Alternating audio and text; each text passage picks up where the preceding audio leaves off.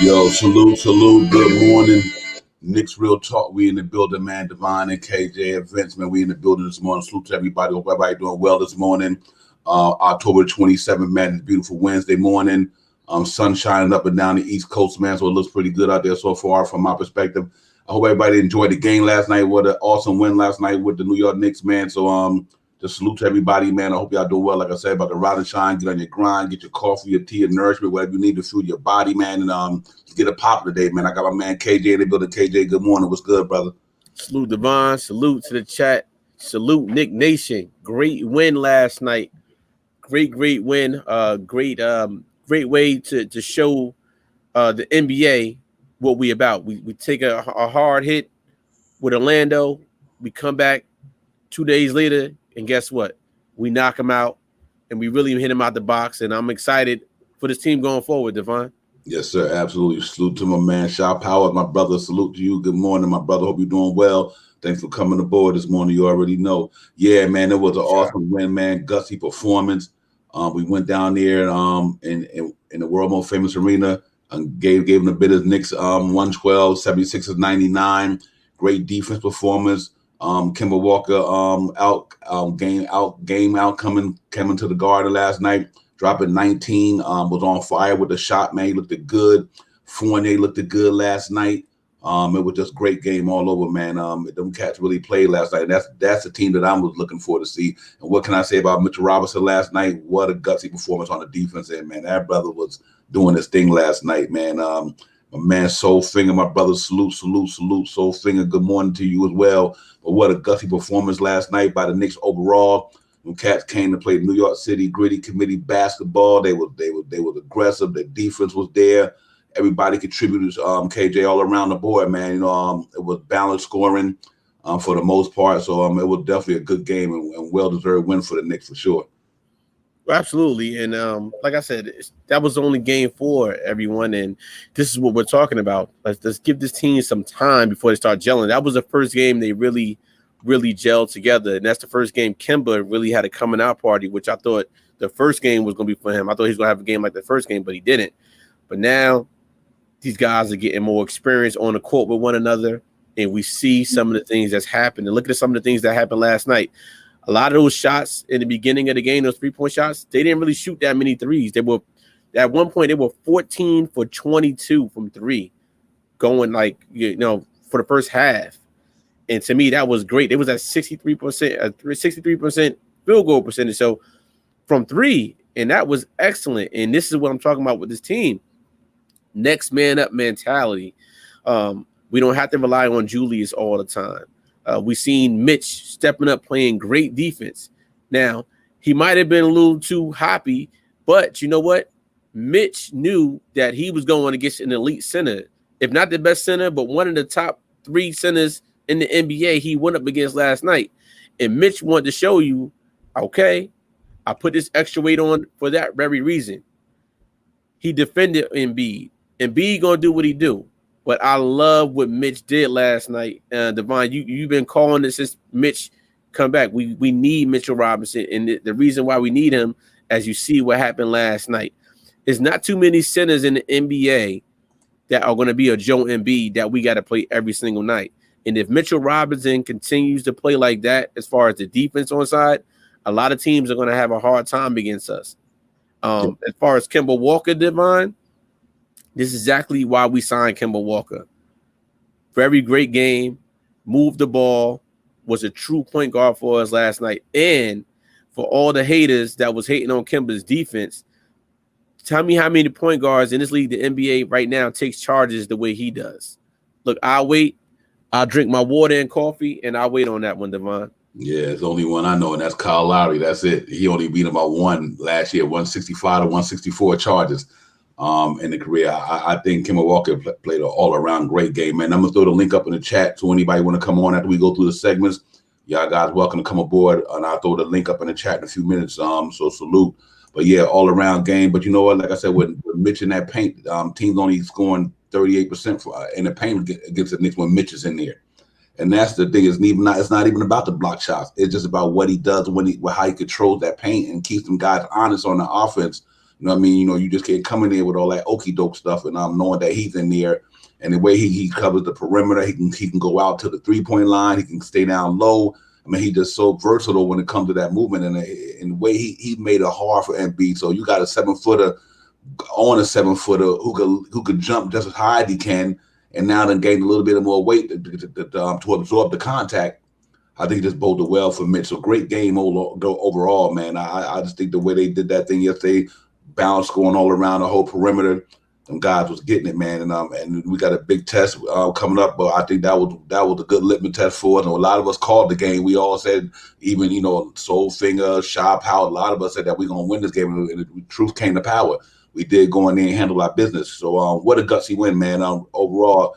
And, we didn't need everybody. Like RJ started, I like the way he started off the game. We didn't need him down the stretch because Kemba Walker was doing this thing. Julius Randle almost had, three assists away from a triple-double. You know what I mean? And that to me, KJ, that's what I like to see is that balanced attack, not relying on one man to do everything. And I think it really showed. And I think they took that loss the other night personally. They're like, nah, this ain't who we are. We got to come out here and show these people what we do. So overall, great balance attack on offense, great defense showing, man. And I think that was so well for the Knicks to come up and handle their business like that last night. Oh, man, you called it right out the gate, man. The balance attack was great. We moved that ball. We didn't shoot that many threes. And this is what I was talking about. This team doesn't have to shoot this many three-pointers to win the game. Now, the three-pointers they shot last night, the ones that were shooting, they were going in finally, and they were efficient threes. One man I want to talk about is Emmanuel Quickly. 4 games. It may take him some time to get started, but Emmanuel Quickly stepped his game up. My man shook the heck out of his teammate, made him fall. I got him going. So to me, this team it could be any man, any given night. I thought we were going to see a Jericho Sims sighting after a while, but we didn't see that. But Taj Gibson stepped his game up. It goes back to I think we talked about the dogs on this team. So let me take that statement back. We definitely had some dogs. I definitely saw a fight last night in this team. So I'm a hold that to me on that one, Devon. We definitely got dogs on this team. I'm taking that comment all the way back. I'm gonna own up to that one. But the reason I said that is because they didn't show it in the Orlando series. But last night, if you looked at the Knicks and it was a national TV game, they're assessing it and they're like, wow, the Knicks are for real. They are for real. And when we play Chicago on Thursday night, it's going to be another testament. And I think nothing changes. We get momentum now going forward. That was a huge, huge win for us. And I believe as we keep it going, Devon, the Knicks are only going to get better. They're going to know what spots you're going to be in. The players are only going to get better. And teams are going to have a hard time keeping up. Look what happened with Joel Embiid. He looked defeated last night going against that Knicks team because we kept throwing so many people at him. He didn't know what to do.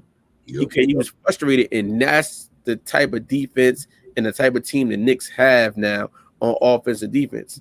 You're going to frustrate a lot of these stars because they never seen this before from a Knicks team. So that's what I'm excited about. Yeah, me too. It was important on that note too. Mitch helped. What I like the way the Knicks did last night, they let Mitch hold him for about 5 seconds by himself. And then right when that shot clock getting kind of down, they send that cat over. They sent Fournier over there. and they send somebody over there, and by then they done disrupted their whole rhythm. So I think that was excellent defense strategy last night. And even Mitch, even being in foul trouble. Salute to my man 585, Peter Army. Salute to you this morning. Real talk. Appreciate you. Salute to you this morning. It was a great showing all around. You know what? I think he's he probably not athletic as he used to be, but I think that mid-range game 585. I think Kim's mid-range game, that 3-point shot is pretty much what he's gonna be for the rest of his career. But I think as the season go on, you got to remember Kemba Walker he just really just started playing full contact competition basketball until he got to training camp. Because remember he was out during the playoffs last year for Boston, so he haven't really played. Now he's just getting his feet kind of wet. So I'm happy to see that he's starting to get in rhythm. But that shot looked good last night. He pulled it up with no hesitation. So yeah, 585. I do think that you will see a lot more of the mid-range game, and he'll drive the ball when he can, for sure. But overall, I like what I seen last night from Kemba Walker, so I think that was really really important for us to be. But and like I said, Mitchell Robinson, to go back on that with against Embiid, he did what he had to. He slowed him down. Like I said, you wasn't gonna stop him, but just slow him down. And he basically slowed him down. You know what I mean? So that was all good overall thing. I think you got to watch out for Mitch getting healthy, getting more stamina. You got to watch out for that man in the next couple of games.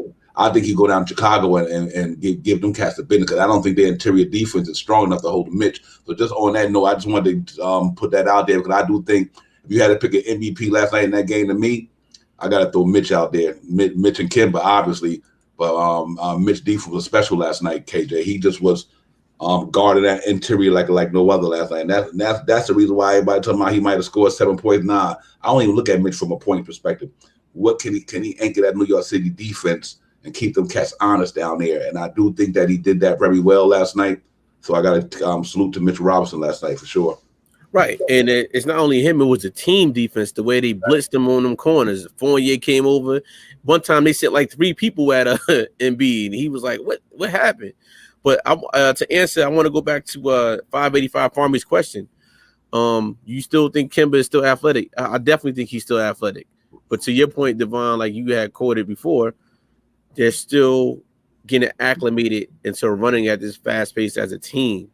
And sure, he can shoot 3-pointer. Most NBA players later on in their career, they become better 3-point, quote unquote. Jason Kidd. Look at Derrick Rose's 3 right now. So to answer your question, I still think Kemba is very athletic, and we've seen a little bit of that athleticism last night. The way he moves, plays defense, the way he could do a true point guard, what we didn't have last year. He can get around screens. He could penetrate that ball, kick it, pull up for a 15-foot jump shot, and spread you out on a 3. Everything we need, and he can move without the ball. Everything that's needed in a true point guard. And then you take Derrick Rose, who's having a heck of a year and could be a possibly 6-man candidate. And if we can keep this pace with Kemba and D Rose up, and then now we have Emmanuel quickly stepping up, and then the defense comes on, like with Mitchell Robinson's defense. I'm telling you, some of these things, some of these records we're predicting, these totals are going to go even higher, because we're only going to get better as the season progresses and goes along, Devon. Yeah, facts. Salute to Wheeler Thrill in the chat this morning. Wheeler Thrill, salute, man. You know what? Salute to 858 Farmy. Shaw Power, Soul Finger. Salute to y'all this morning for coming in, man, with the morning show, man. We up here just talking about that great game last night. What a gritty, gutsy performance all around. You got to, once we got up on them, we kept the foot on the throat. We didn't let them, they tried to make a run, but we countered that. The second unit came and just gave up a little bit, but Tibbs came close with the starting lineup and it sealed the deal. But overall, man, you cannot be mad at nothing last night. I mean, that's the type of basketball we want to see the rest of the season. And if we could do that the rest of the season, I think it bodes well for the Knicks, man. Just all around gutsy performance, great coaching job by Tibbs last night. Way to take their main guy out. And Tibbs is like that's one thing Tibbs does his whole career. He try to take out their main guy. Don't let that main dude make it hard for him. You make it hard for him, everybody else might start weathering or whatever. And Soul Finger made a great point the other night on one of the streams, and I think that's what it was. Let's just call Joel Embiid the body. and all them other guys is the head of the snake. And like Soulfinger said, they took out the body. You know what I mean? They took out the body, which was Embiid, and the rest of the heads kind of fell off. You know what I mean? So even like you said, in the box, you got to punch him at the body, like Soulfinger said. Beat the body down, then the head obviously going to be in a different place. And I think that's what they did last night. They took the body out, which was Joel Embiid, made it hard on that cat. And then other than Tobias Harris, Steph Curry and all them, they couldn't do nothing because that team was predicated on running through Joel Embiid. So when your main guy is having a tough night, your team gonna have a tough night. And I think that's what happened last night. So I got to commend them guys for doing that last night.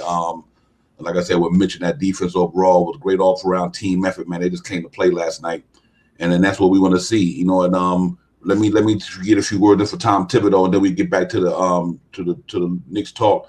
Here go Tom Thibodeau on a few words for his press conference last night. No, I thought he played a great game. I thought our team played a great game, and and that's what I love about our team. We have great depth. So tonight, I thought the way Kemba played helped set the tone. Julius was unbelievable in terms of making plays early, and I thought that made us real unselfish, and we all got into a good rhythm, and we played hard. And Embiid's a load to deal with. Harris is a load to deal with. Curry, he puts enormous pressure on you as well. So it was a good, solid win. But obviously, and we have to take a hard look at the film, and there's a lot of things that we have to correct.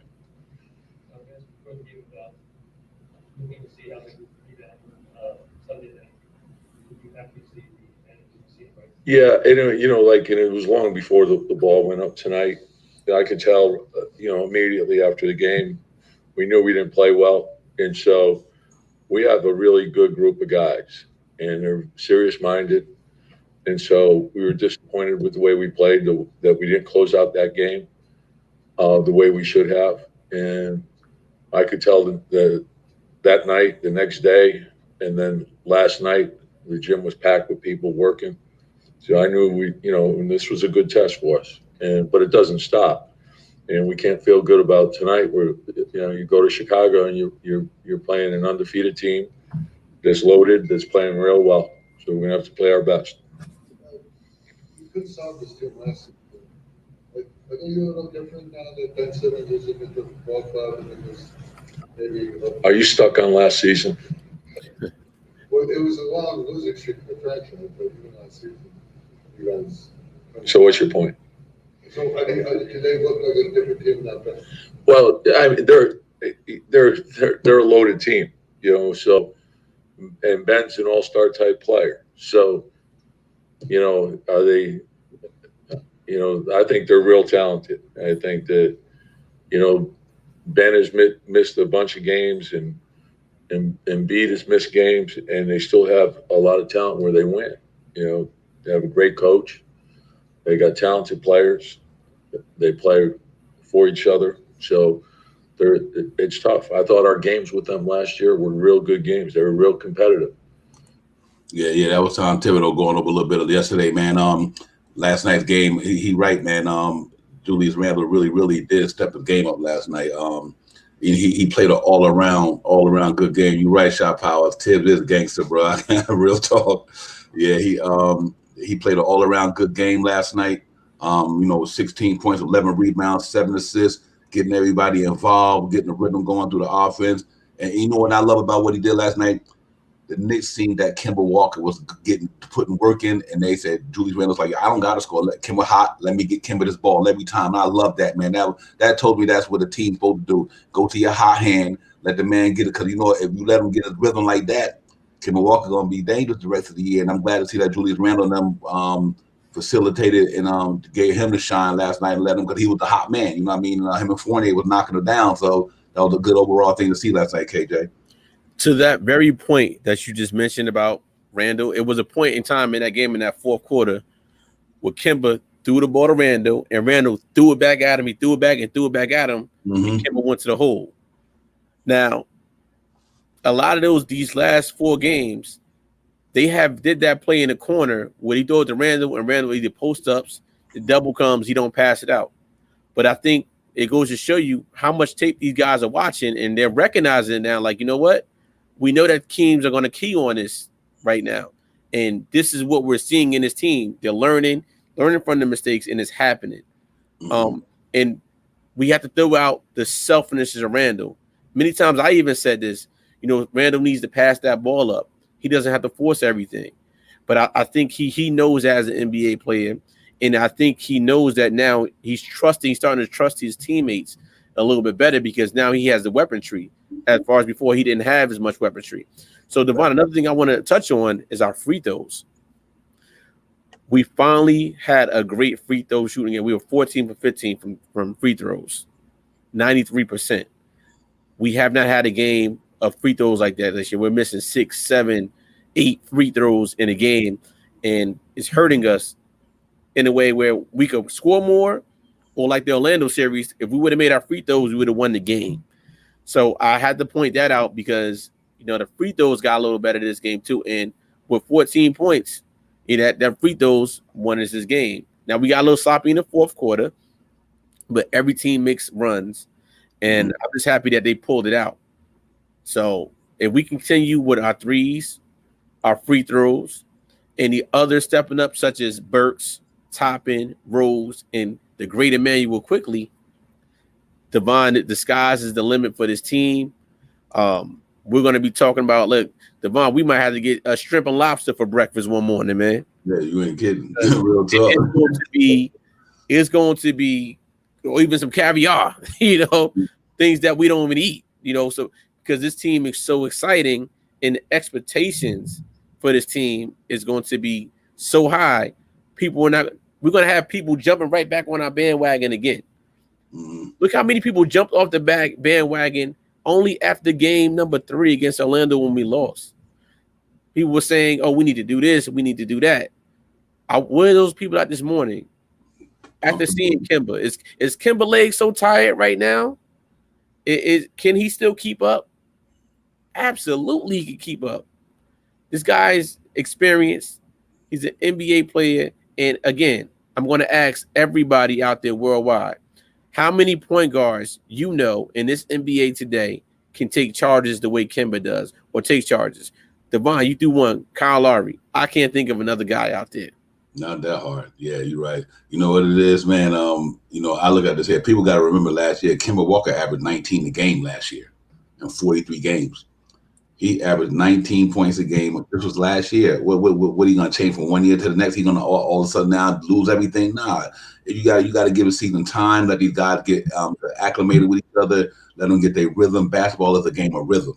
You know, no matter how good you are, if you don't got rhythm, that's what prime example. That's what happened to Embiid last night.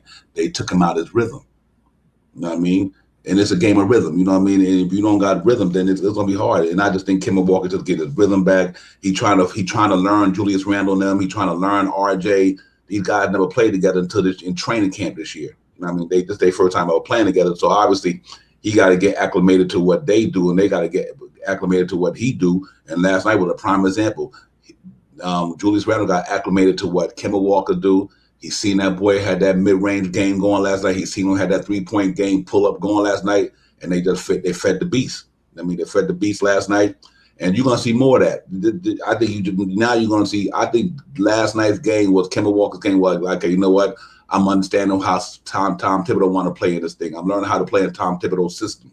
You know what I mean? And I really think that's what it's going to be, man. I think this cat know how to play in that system now, and I think they're going to be ready to roll.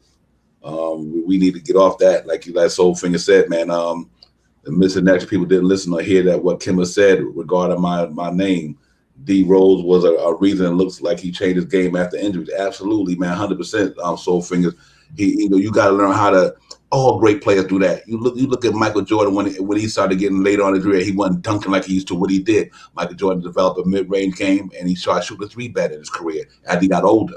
You know what I mean? LeBron do that. LeBron don't go hard like he used to, but he developed his three-point shot. So you got to adjust as you get older. But I tell you what, though, that point guard combination to me is the best in the league.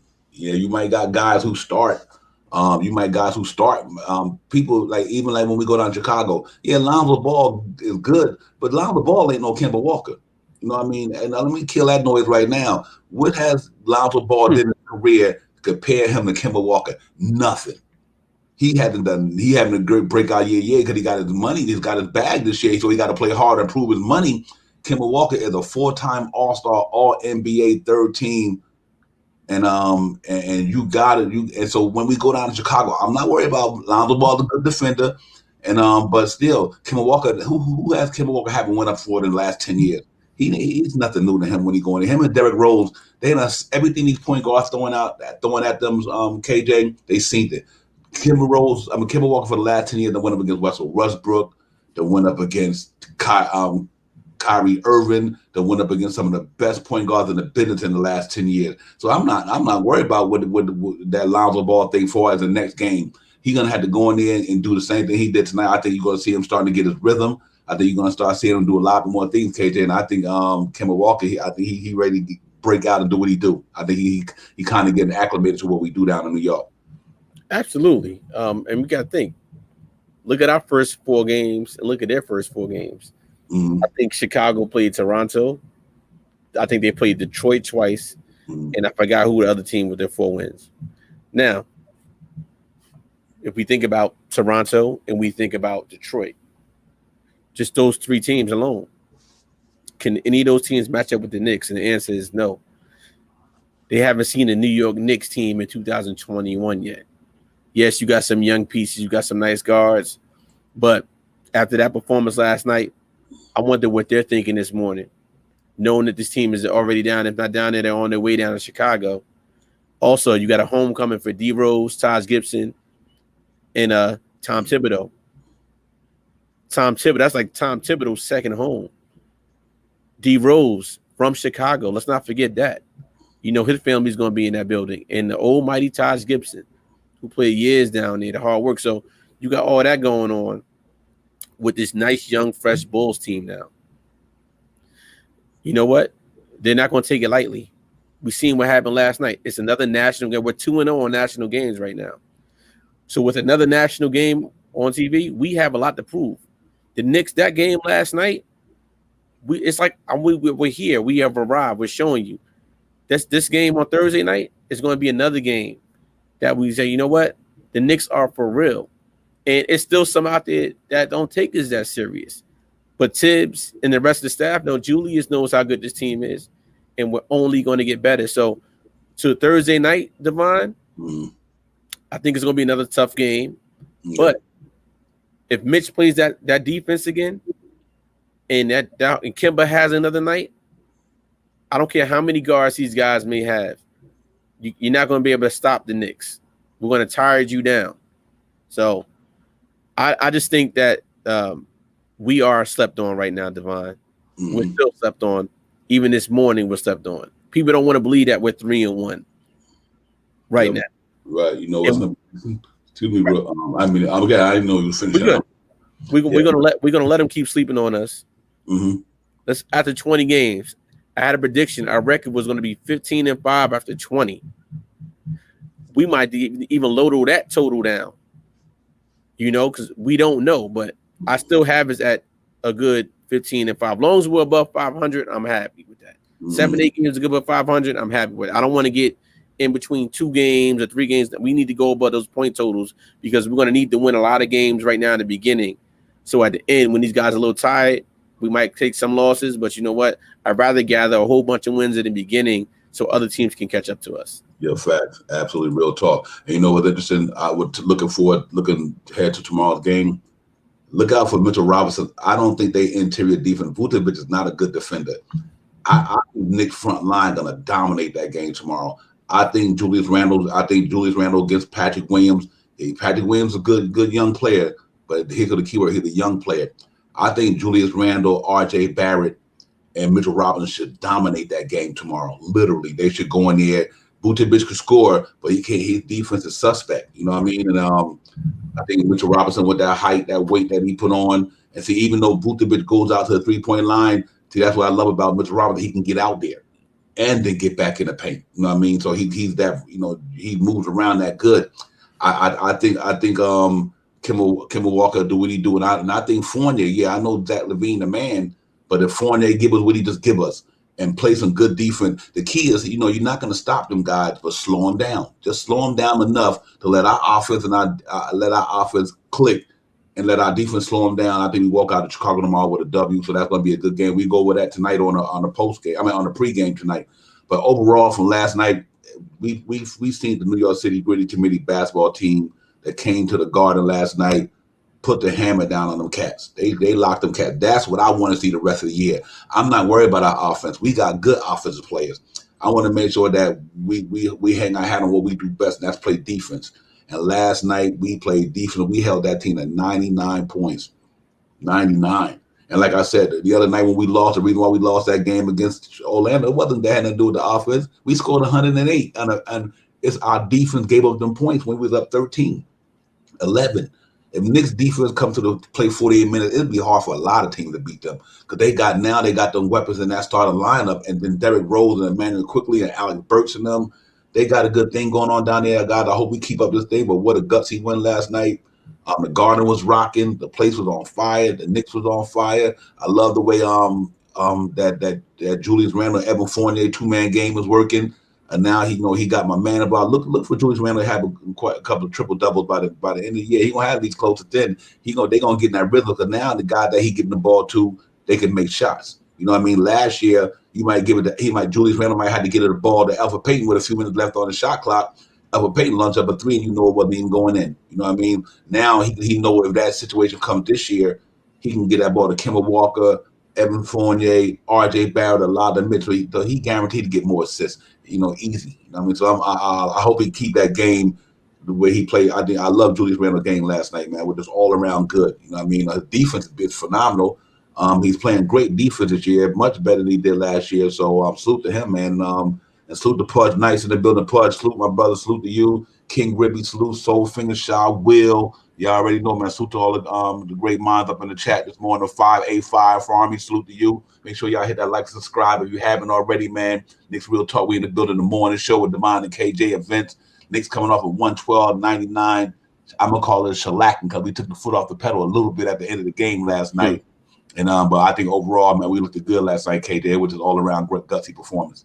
Yeah, I think with Julius, we know Julius Randle's he's a walking double-double. A man can put blindfolds on, he can walk in the gym and drop a double-W in a heartbeat like that. And it just goes to his testament of his upbringing with Kobe Bryant, what he learned from him. And in those teams, if you look at the years past, Julius Randle hasn't really had a team that he can call his own until last year. And he's really starting to learn how to become that. He is our voice. He's our leader out there. And the teammates know that. But now we're seeing that more and more from him. And that as his game keeps elevating, so is his savvy out there on the court. So is his savvy out there, whatever else they're doing in the background. We see that's happening. These players are listening to Julius Randle. I remember a story he had put out there last year that when these guys go into different cities, they go to another gym and they shoot and they practice. Everything they learned from Kobe being Bryant. So he's bringing those same regimens in now, and he's teaching it to these young cats, and they're learning, and they're listening to what he says. So we have to give Julius kudos to that part. He is our leader on his team. Sometimes he gets a little crazy out there, but you know what? We have to trust the fact that he's going to correct it. And last night, Julius Randle corrected those mistakes that he was making. He definitely corrected it, and he's only going to get better from him as the season progresses. Devon.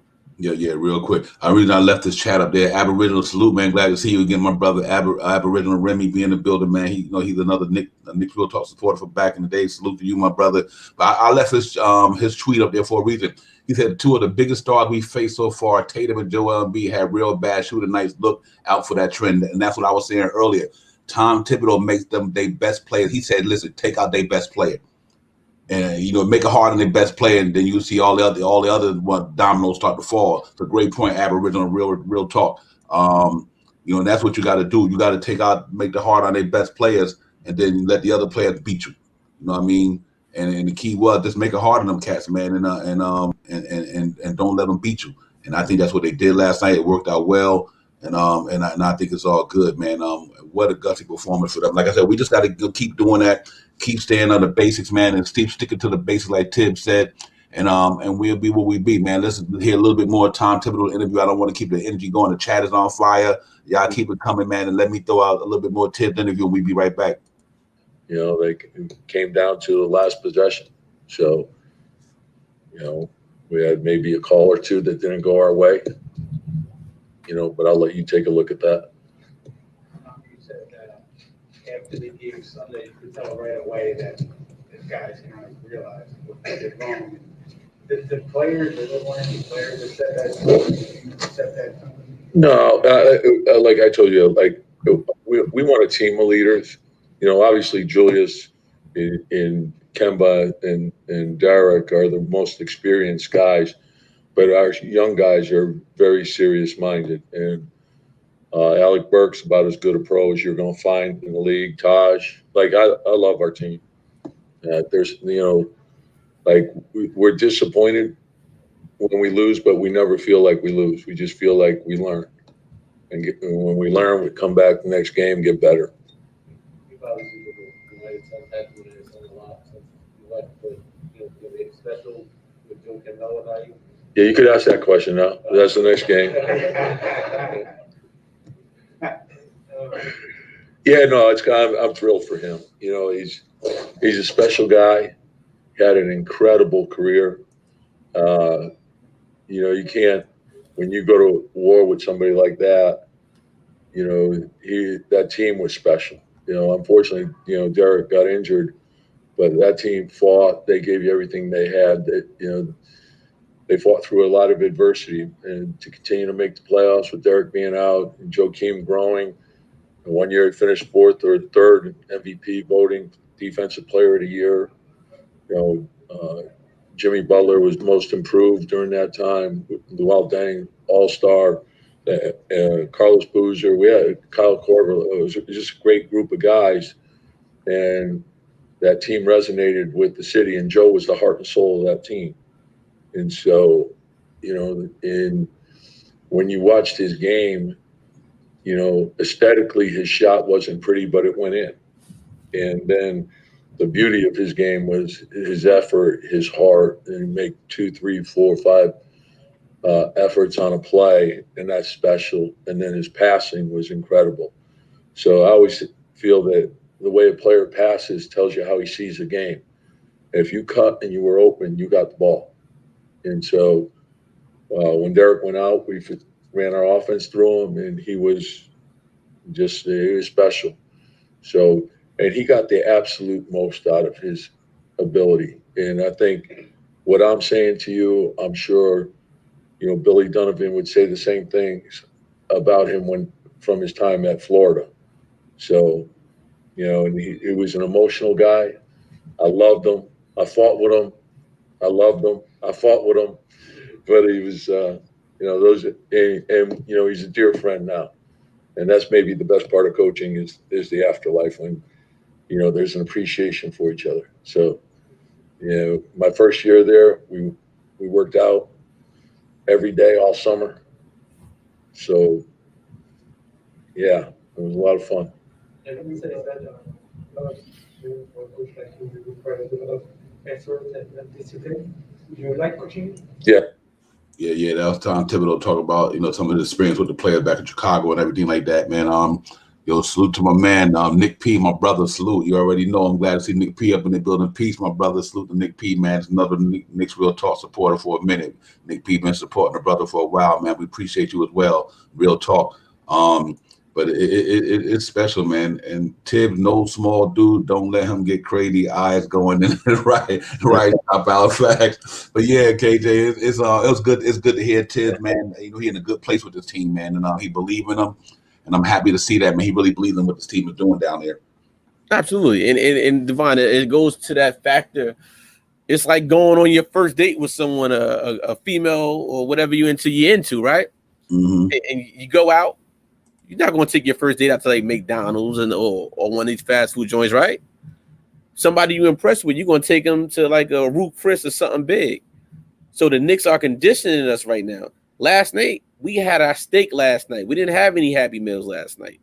We had that steak.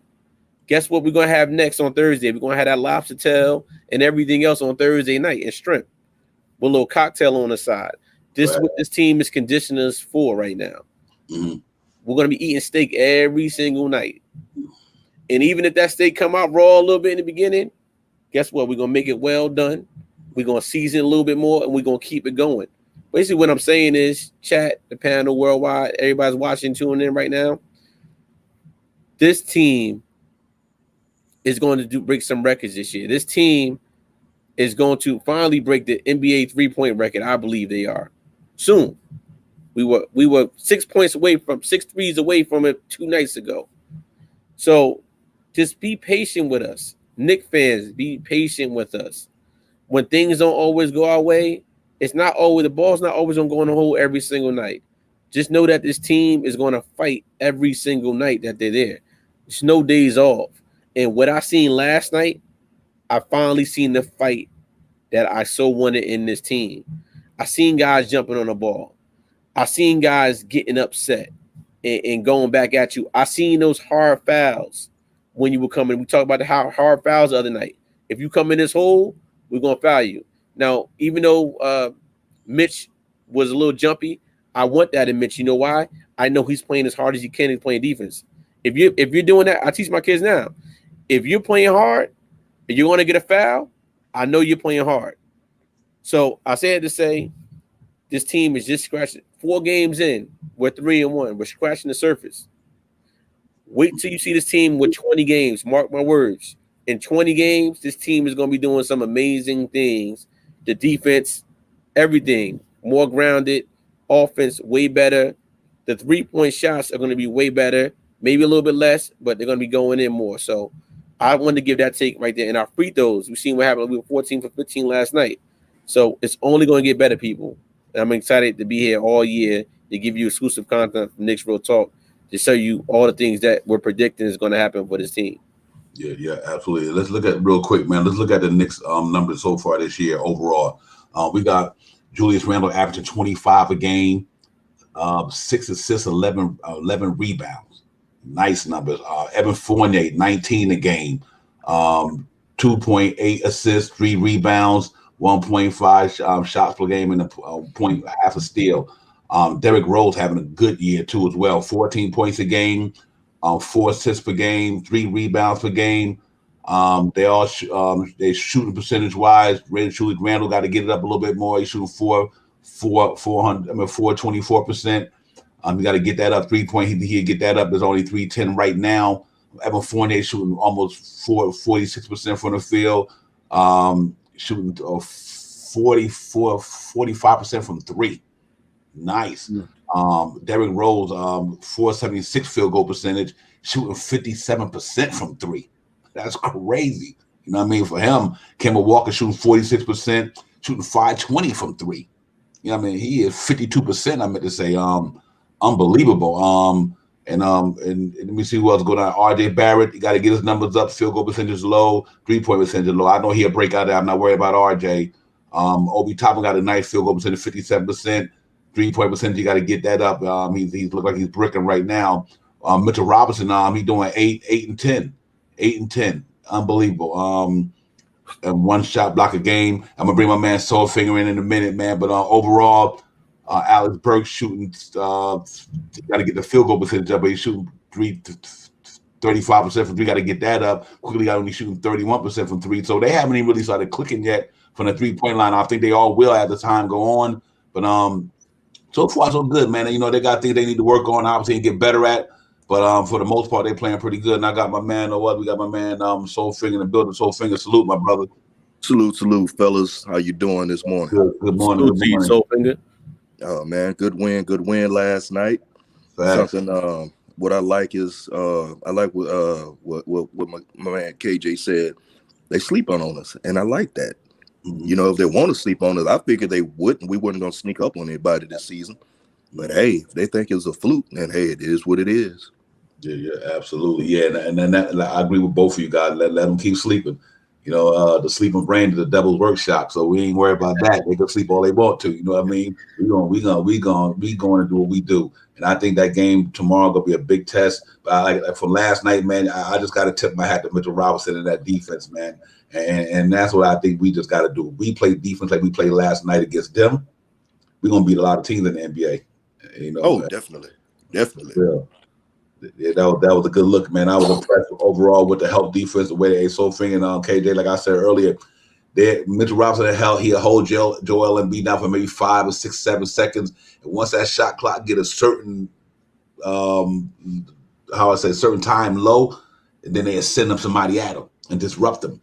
And now they can't even get into a rhythm because now Joel Embiid got to say who I'm going to pass it to because the shot clock is running down. So I think they did a phenomenal job of that last night and let Mitchell Robinson hold his own to the very last few seconds in that shot clock, maybe with 10 seconds left, whatever, then send somebody at him. Now my man Joel Embiid got to figure out who the hell I'm going to get the ball to, and we were defending everybody last night. So that was really impressive last night to me, the way they played defense. Right, yeah. And that's why every game is going to be different. Like the Chicago game, I'm excited. I want to see the type of defense because you got 3 guards in Lonzo, Rosen, and Zach LaVine. So the defense is going to be a little bit different. We have bigs so we don't have to do that. But even if they doubled Lonzo at the half and got the ball out his hand, and then you still got Mitch down there in the interior, you still got to defend LaVine or somebody else on the side. So it's going to be interesting tomorrow to see what they're going to do. One thing I did like I do like what they did last night. Quickly was guarding his boy full court. We gotta give kudos to Quickly's defense last night. They're gonna guard you full court, and I think we're gonna see a lot of that in the second unit. The first unit, a lot of half court sets, but in the second unit, them guards, they're gonna guard you full court. And I think starting your defense from way back there, your offense from way back in the back court to the front court is going to give you a lot of fits because you can't get into your offensive sets. Chicago is a different team from Philly, so I'll be excited to see what type of defense we're going to throw at them. We might even see a little man-to-man zone or even some zone tomorrow night, depending on how the game goes. But I think the defense, they have a plan. I just don't know if it's going to be the same as last night. Well, it was almost like what Atlanta did to us in the playoffs. If you look at it, we took Embiid, we made Embiid work and gave him different looks, and it came down to everybody else. If you look at how they attacked him, and again, as you say, you got to take the body. Instead of going for the haymakers all the time, attack the body. You saw we started going in with attacking the rim, going for the mid range and everything. It was beautiful to see the ball movement for one. And then I love how they even tried to play Jules. The man had Mauler 1-on-1 and he punished him because when they tried to come with a double team, then he would kick it out and they were knocking them down. So it was beautiful how the ball was moving. It was a real fluid game throughout, and they played with the intensity that we've been looking for because people are trying to figure out what's our identity. Are we a 3-point team? We're built on defense. Well, they showed both last night. They played overall a really good game. And when it comes to and the other thing is D Rose didn't have to go as hard as he has been. That was real key. Hey, it was a beautiful game, and and my highlight for me was when I saw when Quickly broke his ex teammate's ankles when he hit him with that wop wop and then hit that jump on. I was like, ooh. Yeah, that was pretty. And I think one player was a give and go or somebody gave it to Cooley. He went to the hole and he laid that layup. Could almost look like he was going to dunk it. But that's what I want to quickly do more often. Get to that middle like that, man. Salute the Worldwide Lawrence at the top of the morning to you too, my brother. Salute the Worldwide Lawrence in the building this morning. But yeah, I like what I seen when Quickly went to that hole and they gave him that. He got that finger roll up in there, and that's what I want to see more of, man. Just speed and your quickness to get to that paint. And if you don't got the floater, go all the way to the bucket. And they should have gave him an and one on that. You know what I mean? Yeah. He got caught. He got across the arms and everything. But it was beautiful to see because I really like to see IQ do more of that. Start attacking the rim. Yeah. I'm still trapped in the days of old school, but 2-point a layup or mid-range still points, man. Right. Threes are nice and sexy. They can shoot you in the game and shoot you out. But if you got that mid-range, and they're giving it to you, take it. Take it. Yeah, absolutely. Yeah, KJ. We want to see that. Like IQ's game last year, part of this year, all those floaters. And I said, if that man ever just goes to the hole like Marbury Stew, you hold it like a baby and you go in, the man can get to he can get to the hole on anybody. He's quick. And a lot of his offense comes from his defense. Quick, fast-paced running. He can get to the hole, he can shoot, but he got to switch it up. And if he can keep doing that on a consistent basis, they're going to give teams a lot of fits. And with Quickly, we just want to see consistency. Now he had a great game. That was his first great game last night. Exactly where he attacked top. Yeah, the floater. The floater was, I said the same thing last year. The floater was like, come on, man. You don't always got to do that floater. Get to the hole, get fouled. But if Quickly can now step up and he can do this on a consistent basis, that's another weaponry that was needed that we didn't have in the first 3 games. And if he keeps this up, watch out. Yeah, because I'm surprised. Was as great of a free throw shooter that IQ is, he should be trying to get to the line all the time. He should be giggling. Right. He should giggle time he get fouled. Just start giggling time he get to the line because he knocks him down. And that's something we've had issues before because we didn't take enough free throws. And free throws is easy money. Stops the clock, puts more points on the board, and now you're hurting one of their players. Either one of the you're hurting a player that hopefully is one of their best players that you can get them off. So it's you use it as a strategy, man. Yep, facts. Salute to Tone Wu. What a dude, Tone Wu. Garden Knicks podcast in the building this morning. Worldwide, everybody, man. Salute to y'all. Aboriginal in the building now. All you got. Will, everybody, man. I'm glad y'all here this morning, man. Great performance last night. Knicks 112-99. Victory over the 76ers. And what we did last night, we showed a no brotherly love last night. No brotherly love last night. We wasn't giving y'all that last night. We didn't want no brotherly love to give out last night. We came there to get that game. And it ended up just the way they needed it to. So it was all around gutsy performance, man. Offensively, defensively, they brought their A game there.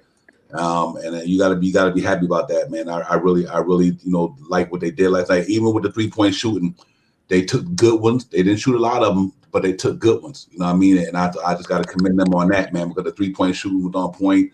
Kemba Walker, man, I knew he was gonna shoot a high percentage at the guard, and then he did do his career. Like, watch when he get to New York, the way Tom Thibodeau got them guys shooting threes. You're gonna see his 3-point number probably be the best of his career this year. You know what I mean? I think his number's gonna be real good from the 3-point line this year. Just like Julius Randle got better last year, Arden's got better last year. Look at Derrick Rose shooting 50-something%. I'm like 60, whatever. I'm like, it's like that 2-headed snake down there at the point guard position in New York gonna be a problem going forward the rest of the year. I don't know if a lot of teams can handle Kemba Walker and Derrick Rose through the course of a whole game. You know what I mean? That's gonna be tough to do. See that, and that's the key thing. Saying earlier when the question came up, did Kemba lose some of his athleticism? Over the course of time with injuries, you got a player their game is predicated on speed, and they get those injuries. They do change their game. Derrick Rose changed his game, just like Kemba. And listen to an interview. He said, he had Taj in his ear saying, "Come home, come home." But he said, "Hey, D Rose is one of the reasons I came home, came back. He's one of the reasons." D Rose. Let's be honest with you, man. If he never had those injuries, we already know when you talk about point guards, you be calling him a point guard the way he can. Because he was, his younger days for those injuries, man. Jesus Christ. Mm-hmm. So Kemba, why not go to a man that changed his whole game and kept his career going the way it's going? Why not go to and then too, they played against each other in AAU and things like that. So there's a connection there. So Kemba's gonna change his game, and I think he's really right now still trying to feel his way while we're seeing it. Yeah, we're talking about the defense and all that, and I get that. But his overall game is going to change. And once this team gels, once this team gels and get everything together, man, help them all. Yeah, absolutely. He's like Tone Wu said, he's starting to get right. He really is. He's it takes a while to get acclimated, man. He hadn't played organized basketball like that since he got hurt down in the Boston playoff series last year. He only played 43 games. So, like I said, basketball is a game of rhythm. You got to take time to get your rhythm right. I think give Kemba Walker another 4 or 5 games. Now you're going to see the Kemba Walker that you're used to seeing. And I just don't think people can't forget who this man is. 4-time All-Star, third All NBA team, and then gave it to the best of them in the NBA. So I think Kemba Walker's finally getting his footing down in New York. You move back to New York after all season. You got to get acclimated with your family. You got to get acclimated with your new team. You got to learn Tibbs' system. You got to figure out the players who playing around you and how they get down. And I think it's so wonderful that to see these guys just take time to get acclimated, man. And Evan Fournier knocking them down like crazy. I love the way he put the ball on the floor. KJ. He just put that ball on the floor, and he hold for a 2-guard. He holds his dribble real well. I do got to give him credit. And my man Johnny Time, Johnny, salute my brother. Good to see you again. Thanks for coming in. Let's do it. It's good. Tone Wu, appreciate you, my brother. Real talk. And it just good, man, to see people like the 2 guys we brought in cover that 1 and that 3, which we needed in the off season. They brought in that 1 and they brought in that 3, and you see the results of it right now.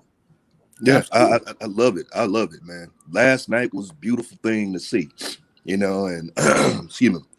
Wait till we'll see, because I was listening to them and they keep putting all these other teams ahead of us. They're here. Okay, Chicago been rolling, but man, they played. Granted, we didn't handle our business against Orlando. Okay, it is what it is. We slipped on the banana peel. Okay, whatever. But I still don't think Chicago's better than us. Right. And one thing I want to see tomorrow, which I think that Julius should do a lot. I want to see Julio just take it to the hole every possession, because him taking it to the hole, he can't be stopped. He doesn't have to shoot that many threes, as we seen last night. What happened when we didn't shoot that many threes in a lot? We played together as a team, and we didn't need those 3-pointers. So if Julius puts his pressure on them every single time, he's a hard man to stop. He's like Carmelo. But you can't stop Julius. He can score on anybody in this league, no matter what. And if Julius goes downhill, get fouled, goes to the hole, it helps his team out a lot more, because as a coach, if Julius is doing that, how do you defend this team? When if you keep doing it, all he's going to do is kick it back out again through time. And I think that they have to do a better job of doing things like that, which I think they will.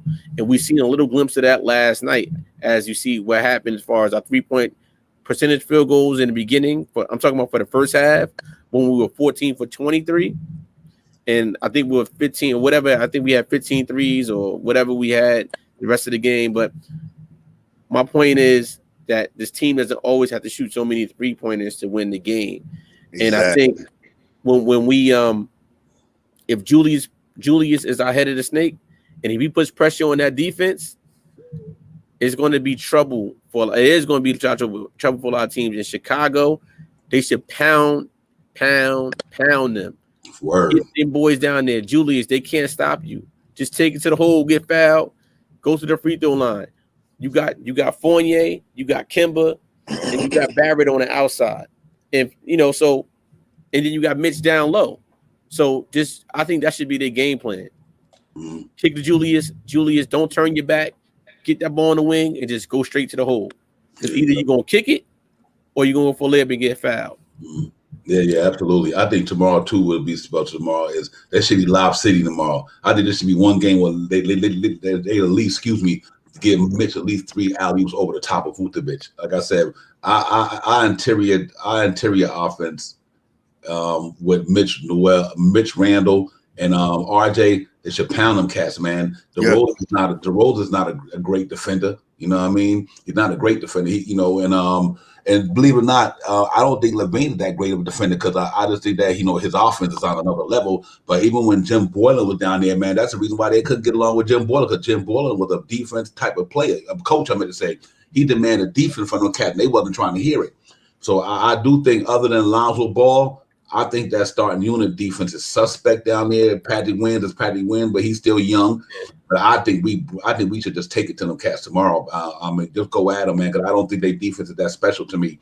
And I know Vucevic can. He's not a defender. So I think Mitchell Robinson can just eat all night tomorrow. So let's hope that's the way it panned out, man. And we can walk out that thing. Because think about it, we got our next 5 games, 4 of them is on the road.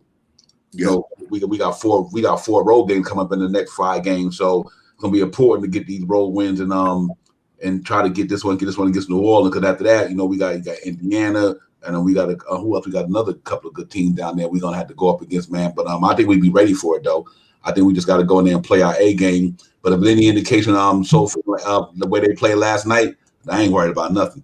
Yeah, I'm with you with that. And also, man, shout out again to Tone Wu, brought up the fact our depth, that bench, our bench is deep, man. And the thing about it, granted, yeah, we know Tibbs has a tight rotation, doesn't use everybody, but excuse me, who he uses is enough. But the fact that we know we got extra rounds in the chamber just waiting to get shot off, That's right. That says something. Because I don't think Chicago has that kind of depth. They're looking at, if you listen to a lot of people in the media, they talk about Lonzo, Zach, and DeRozan. That's all you hear. And then you'll bring up Vucevic. But other than that, you hear him talk about anybody else? I mean, that one kid, Kobe, he can shoot. We already know he can shoot the lights out. Mm-hmm. He goes unconscious, so he can be almost Terrence Ross. Mm-hmm. But the thing is how who else they got? Right. We can hit you with an assortment of things, and then on top of that, anybody can get hot, which was proven last night. Because really, it was Kimber was showing out. You saw Julius was setting it up, hitting Kimber back with the shot. Going, hey, go take the shot, big dog. On you on fire, feeding a hot hand. So anybody can get hot. Because truth be told, I thought RJ was about to really blow the roof off when he hit his first 8. I was like, okay, RJ starting to percolate here. But then Kimber came up on the scene, and I was like, all right, whose show is going to be? Who's going to be the one? But it was beautiful to see the ball move. Mm-hmm. Ball movement is key, and I don't know, I'm not one of the cats. I never, I've always been a Knicks fan, and I watch other players, I do. But I know folk that watch players, they don't have a team. And if you just got one player you follow, and that one player just does it all, what's up with your team? I believe in team ball, not eyeball. That's right. Mm-hmm. AD and Soulfinger. So listen, in the chat, when we play Chicago tomorrow, this is going to be the first time this year Chicago is playing a winning team. What I mean by that is their first 4 games, they had Detroit, twice. New Orleans, Detroit again, in Toronto. Detroit is 0-3. Toronto is 1-3, and New Orleans is 1-3. The Knicks are 3-1. They have not seen a team like the New York Knicks. And when we go in that building tomorrow, steak, lobster, whatever you want. If I was in Chicago, I know they got the best pizza, so they say, but New York City has that. I'm finding the best steakhouse in New York City, and we're going somewhere, and we're going to eat. Let me tell you, when these boys come out, the Knicks know what time it is. Chicago's 4-0. They're getting the headlines right now. But when the New York Knicks go into that building tomorrow, and the facts that we just stated right now, the Knicks is going to blow the roofs off them. They have not seen a team like the New York Knicks. So that I wanted to point that out if many didn't know the records and the teams that Chicago has been playing already. So that has a lot that's going to have a lot to do with it. They have not seen a team like the New York Knicks. And when we play them tomorrow, they're going to be in a world of shock. KJ, I'm sorry, I didn't mean to cut you off. You good, brother? But it's with K. I was holding back what you just said because I've been saying that I'm watching. How you watch TV and you're watching the game, the pregame shows, and people talking about this team and that, and you start yelling at the TV, talking to the TV, and they were talking about Chicago's hot and this and that. I like who they played, man. Come on, man. Come on. And then I was getting so upset about it, man. I was, and I normally stay cool about things. I really do. But it got me. I'm tired of hearing about. I'm tired. Well, you get after a while, you do get tired of hearing about the disrespect that they shoot our way. And they were talking about Chicago, how great they are and what they're doing. I'm like, come on, bro, you playing Detroit. You played Detroit. They couldn't win their way off a wet paper bag with a grenade, a tank, and a chainsaw. That ain't gonna happen, bro. They played them twice. I said, who have they played? We came out with Boston. We started out harder than anybody else. Yeah, we played Orlando, but you want to count that against us? Really, truth be told, we start smelling ourselves on that Orlando game. We eased up. and slipped on the banana peel. So now we came back and do this to beat Philly. Now and so now it's still Chicago's gonna be better than us because if let's put New York in that situation. We would have played those same teams. Well, who was the Knicks beaten? Well, Knicks, they got to still show me something. Who have they beaten?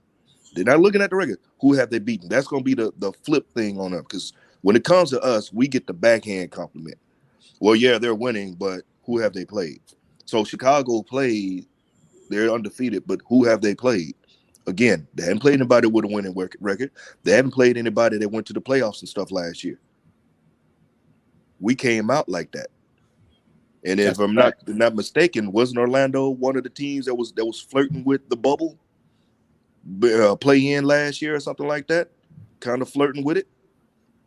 So, it might have been number 11, I think they were. Yeah, number 11, something like that. So even though they're low on the lower tier, they played better ball than the other two teams. Because Detroit had all those. How many first round? I mean, they both got first round draft picks, but man, other than Grant, who else does Detroit really have?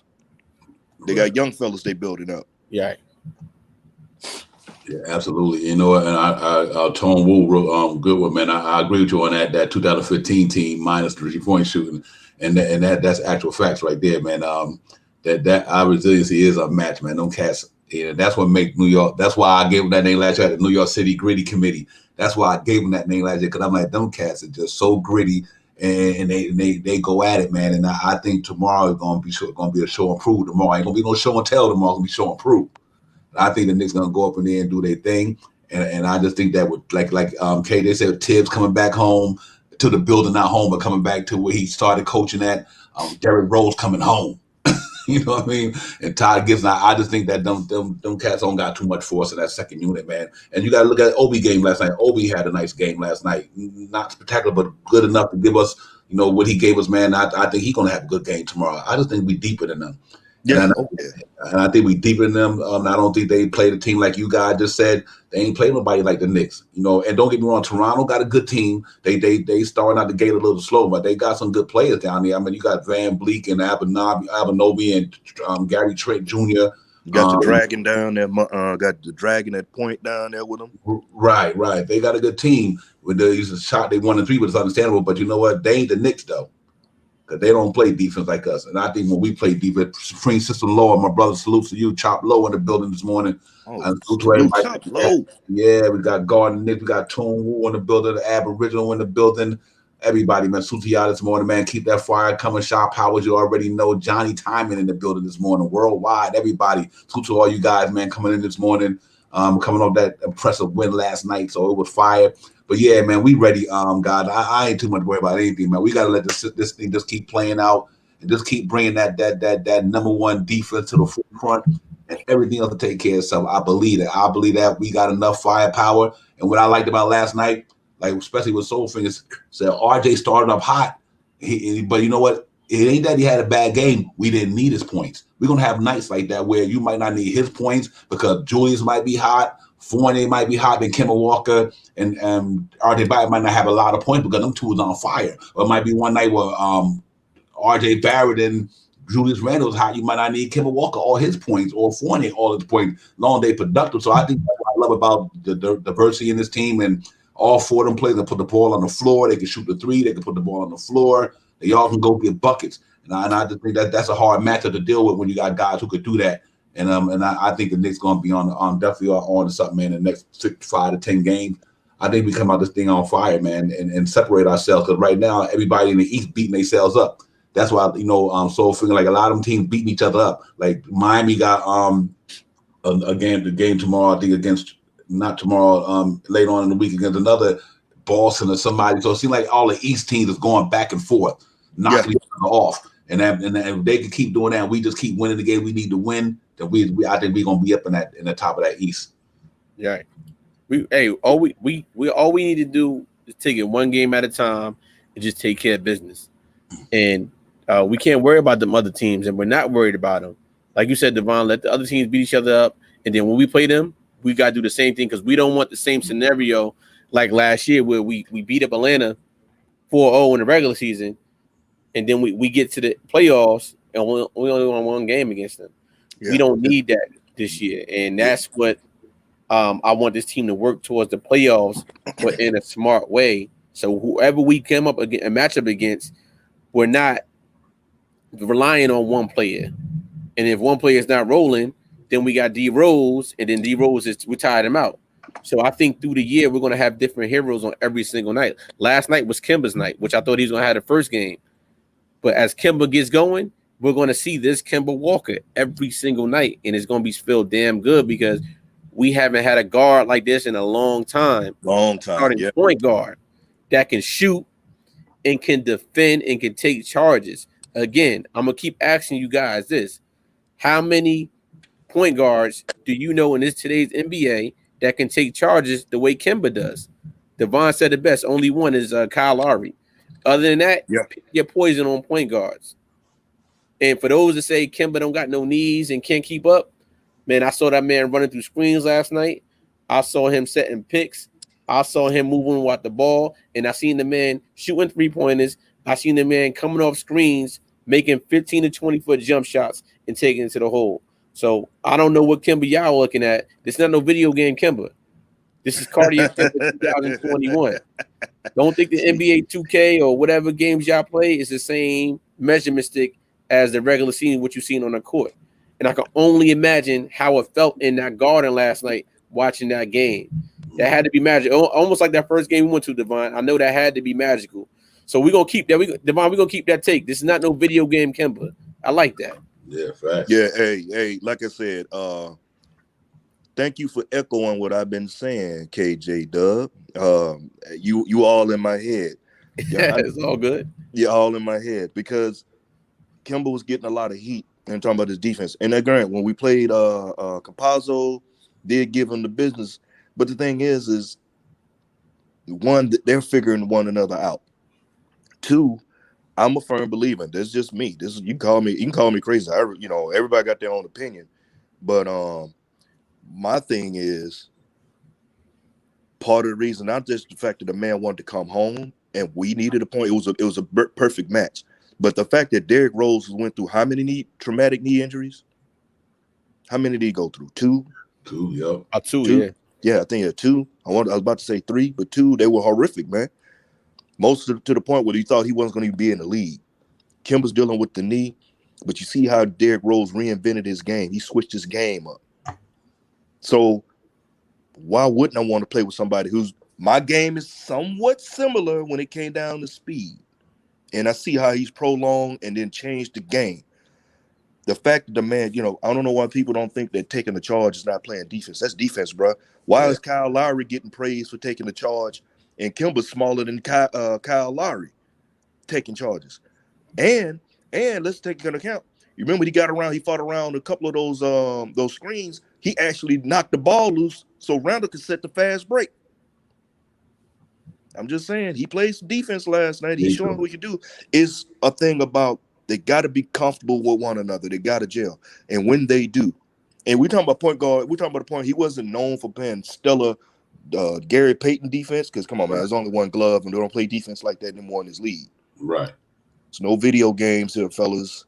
It's not. No NBA 2K, NBA Live, whatever it is you want. And also, Father Time is undefeated. You can't do the same thing at the age of 31 that you did at 21. I'm just saying. I'm elbowing 50 hard in the head right now. In my mind, I'm still a playground legend, but I get up on that court, I'm barely jumping over a credit card. That's right. Real talk, bro. Real talk. Yeah, you know what? I second that, man. Because like I said, sometimes it's mind over matter too. Yeah, don't look at if they get sharp in the mind as they get older. That's what they do. They adjust their game, but mentally they get sharp. Look at Derrick Rose, man. Come on, come on. He adjusted his game mentally. Then he got the physical thing down packed. So now you see how they how he playing, how Kemba playing. Kemba, you get better with wine get better with time. You know what I mean? It's real talk. Wine get better with time, man. And these cats experience is the best teachers. You know what I mean? You know when you're going up against somebody, these guys it's nothing they haven't seen. You know what I mean? That thing about Kemba Walker, Derrick Rose. That's why I give them the edge for a point guard duel, the best in the association. Is nothing them cats haven't seen. Think about it. You know, they cats done went up. Derrick Rose done went up against the best dudes in the business. A lot of guys that he went up against, they in the top 75 best players of all time. Him and Kemba Walker. You know what I mean? Steph Curry in there. You know what I mean? Dwayne Wade and them up in there. A lot of these cats, they've been balling going up against Kobe Bryant them up in there. These cats went up against these cats on a daily basis. These cats nowadays don't scare them. They don't scare them. You know, like, okay, what, you ain't nothing new under the sun. You know what I mean? So that's why I kind of love. I think we got a real good situation at the point guard. They stay healthy, and I like the minutes he played last night. He played 26. I think that him and Derrick Rose will go 24 this year at the point guard. He played 26 last night. Derrick Rose got a chance to take it easy. Now, next game, it might be like in Chicago, it might be Derrick Rose exploding and Kemba Walker can rest a little bit more. You know what I mean? So that it's just an all-around good situation. And let me ask you guys a question. Next, we got 5 games coming up, 4 on the road. What, 4-1, 3-2? What you guys thinking, man? We got 4 on the road and 1 at home. What you think of the next 4 games? What we can accomplish on that thing? I think the teams come together on the road, and after a win last night, I think we can take them all. There's not too many times I'm going to disagree about a Knicks team when we're streaming or when it, just in general, because I believe the Knicks can go out there and win every single night because it's just the things that they're showing me. So why not sweep the field? I know they played New Orleans after they played Chicago, and I haven't checked to see who else they played. But, you know, whoever we played, Devon and Soulfinger, I think the Knicks any given night, even if we lose, we're going to take it to you. It's going to be a fight. And that's what I think the Knicks are always going to win every single night. This is not the same. These last 2 seasons, not the same as we've seen before. Because come on, let's be honest. We had teams we like, oh Lord Jesus, they about to stuff a mud hole in us, dog. Oh Lord, I don't even want to think about the game. You know, or we get down in the situation, you see them, they didn't fold it to tent and walked on home, gave up. But now with this team, they gonna fight from beginning to end, man. You know, not to sound like you know, the craziest thing was Detroit Lions football, their coach when he came out in his presser when he first came out, how hard we gonna fight. You know, you knock us down, we bite kneecaps and then this and that and the third. I get what he's saying. I'm along those lines. I don't say we're gonna be biting kneecaps. We're gonna hit you with that Ric Flair low blow punch. That's for sure. You get us down, and we're gonna get on back up and hit you with some Ric Flair chops. But we're gonna fight to the end. And I love this team though. I love the energy on this team. The team had a different energy. They were vibing a different way. Before it was, for me, I was feeling that special feeling when we had Spreewell, when we had that was it that 08 run? Was it 08? 08, 09, yeah. It was that 08, 09. It just had like an energy like that. But I still feel some of the essence of that the 94 Knicks. You know, I still feeling those 90 Knicks. I was feeling some of that. Just me personally, that's the way I feel about it. I'm loving it, man. Yeah. You look at it, I'm putting it like this here. I'm with my man right there. D-Raz, 6-0 run coming. We about to, hey, look, I'm going to say 6-0. Yeah, it's definitely a 6-0 run coming. Because what we're going to do is not shock everybody, because we know what we got. Mm-hmm.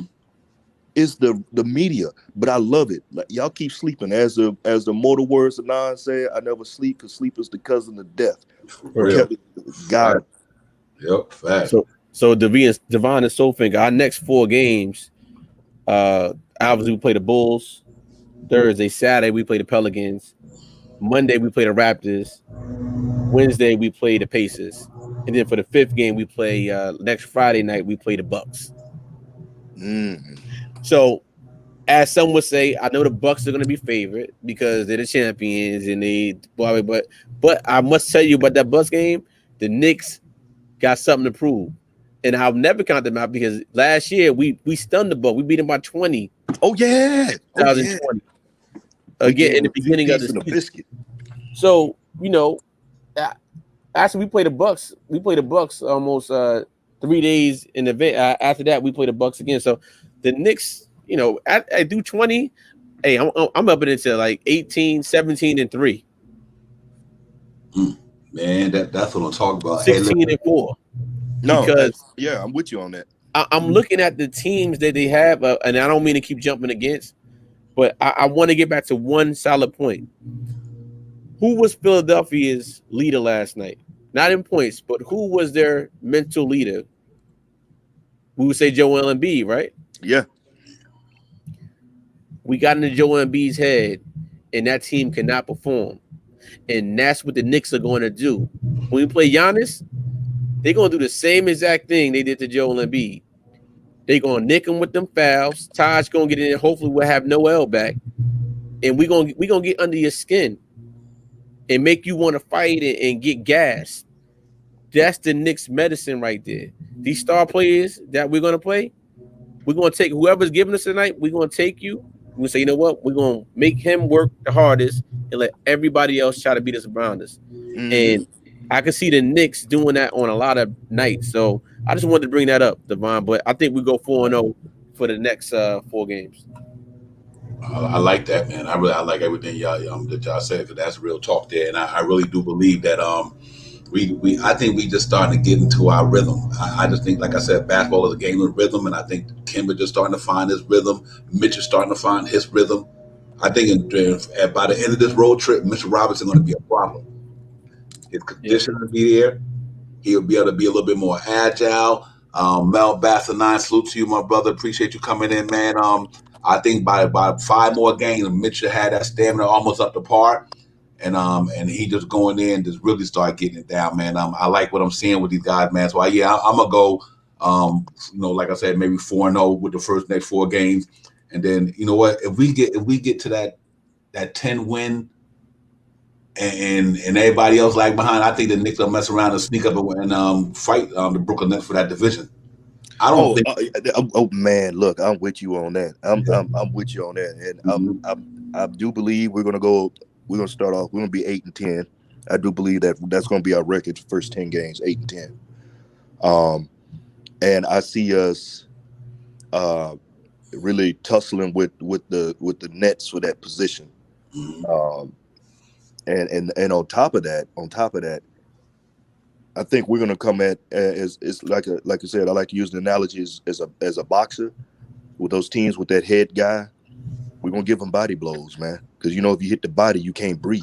And when you can't breathe, you got to put them arms. You can't hit that body, them arms come down. That's when you leave that head, that face exposed, and you can go right for that jaw. Well, that's what we did with Joel last night. We Embiid, we hit him up real good. And keep in mind, even though he's still hurt, Nerlens is coming. And that's another body to throw. Granted, he's slight, but look, he blocks shots, he hustles everything. He's a pest. He can be a pest for him. Now, I'm gonna say this here: somebody get that man some BC powder so we can hurry get him back on the floor, whatever it is going on with him, because I want to see that body out there. And the fact is, if you get to a point where you got to throw more bodies, we still got Sam sitting on the bench as well. There's another larger body to put out there and make certain people work. So, is the prize fighter mentality, or like ants? Just keep coming in droves, man. Keep coming in droves and overwhelm them. Absolutely, yeah. You know what? And I think Noel. I got a feeling Noel might play tomorrow. They did say that. He possibly come back tomorrow. For last night's game. You know what? And if he don't, that's fine too, because we got enough depth to hold him down. But the Knicks is so deep. I know the rookies are getting their rookie treatment. Y'all just can't play right now. I mean, because you know what? These games are serious, man. They really are. These are some real important games coming out the gate. And I do think Tibbs want to get. I think we said it before the season started. We need to come out the gate smashing jokers, because we already got the continuity. We got the chemistry from last year.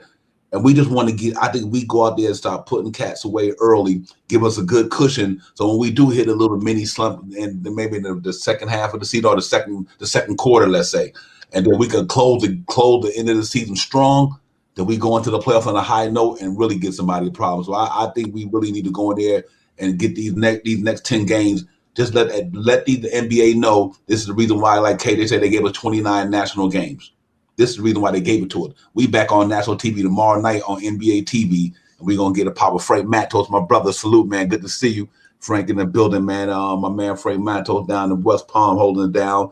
Thanks for chiming in here. Real talk. Sophie and KJ, we can go in here and just get these cats to business for the next couple of games and let them people take notice. And that's the way when teams come to play us, you better be on your A game, but not you're going to get punched around. That's what's going to happen. Hey, Devon is so funny. You know what it's like? It's like last year when we drafted Toppin. Yeah. And people were saying, "Oh, he's going to take Julius' spot." Julius said, "You know what? I got something for everybody." Julius came in and did the year he did his thing, all-star, everything. That's what's happening this year. You got these young boys, McBride, Grimes, and Sims, and they like, okay, look, when we get out, it ain't gonna be as easy as you think it is. Yeah. And everybody's performance. So it's like, how can you defer to them when you got a Burks and you finally have a Quickly stepping up, and then you have a Toppin? And how do you get in this 10-man rotation? And now with Noel coming back, that leaves Gibson out, but we still got Gibson out there. But I like it for Mitch because when Noel comes back, we can really rest Mitch a little bit better now. Noel gives that defense. He gives us that the other thing, but Noel has to get back in shape. So we still have Taj. And you see, when we didn't have Taj for 2 games, we had Sims in there. I still think the young guys will get in at some point. But like you said, Devon, while the iron is hot, we got to keep striking. No need to reinvent the wheel. We keep striking it and striking it and striking it. And when we need the young guys, when these guys got to take a day, a night off or two, the young guys get called up and come on. But right now, we need to grow this lead to have a good record going in so we can rest these players towards the end of the year, get ready for the playoffs. Facts. Absolutely. And we ready for it. We got it too. Matt told, you know what, I thought today, last night with the statement game, this is going to be a statement game tomorrow because we beating the top dogs. This is what I'm trying to say about the Knicks. We are beating the top dogs. We beat like Sophie said, we're going to beat Boston. We're going to beat Philly. We beat Chicago tomorrow. And we are beating the top dogs. You know what I mean? This is at the beginning of the season. We haven't even truly gelled yet. You know what I mean? So I think, man, listen, we go in there and get Chicago to business tomorrow. I hope we go in there and give them the business. I know they got a good offensive team. I ain't worried about that because defense win championship. We go in there and get them boys to business tomorrow. And that just, then people going to really have to say, okay, this ain't nothing to play with down there. You know what I mean? It ain't nothing to play with in New York. And we go on this road trip. We come off this road trip successful. Man, we get back to the Garden with a cushion in the East over quite a few of them teams. Then we ready to roll. We gonna smash that 40 wins. Oh man, yeah, easy. Because I'm looking at it like this. We get up on Chicago. We get up on Chicago. We already took down Philly, and already took down Boston. Those are teams that are supposed to be better than us. Mm-hmm.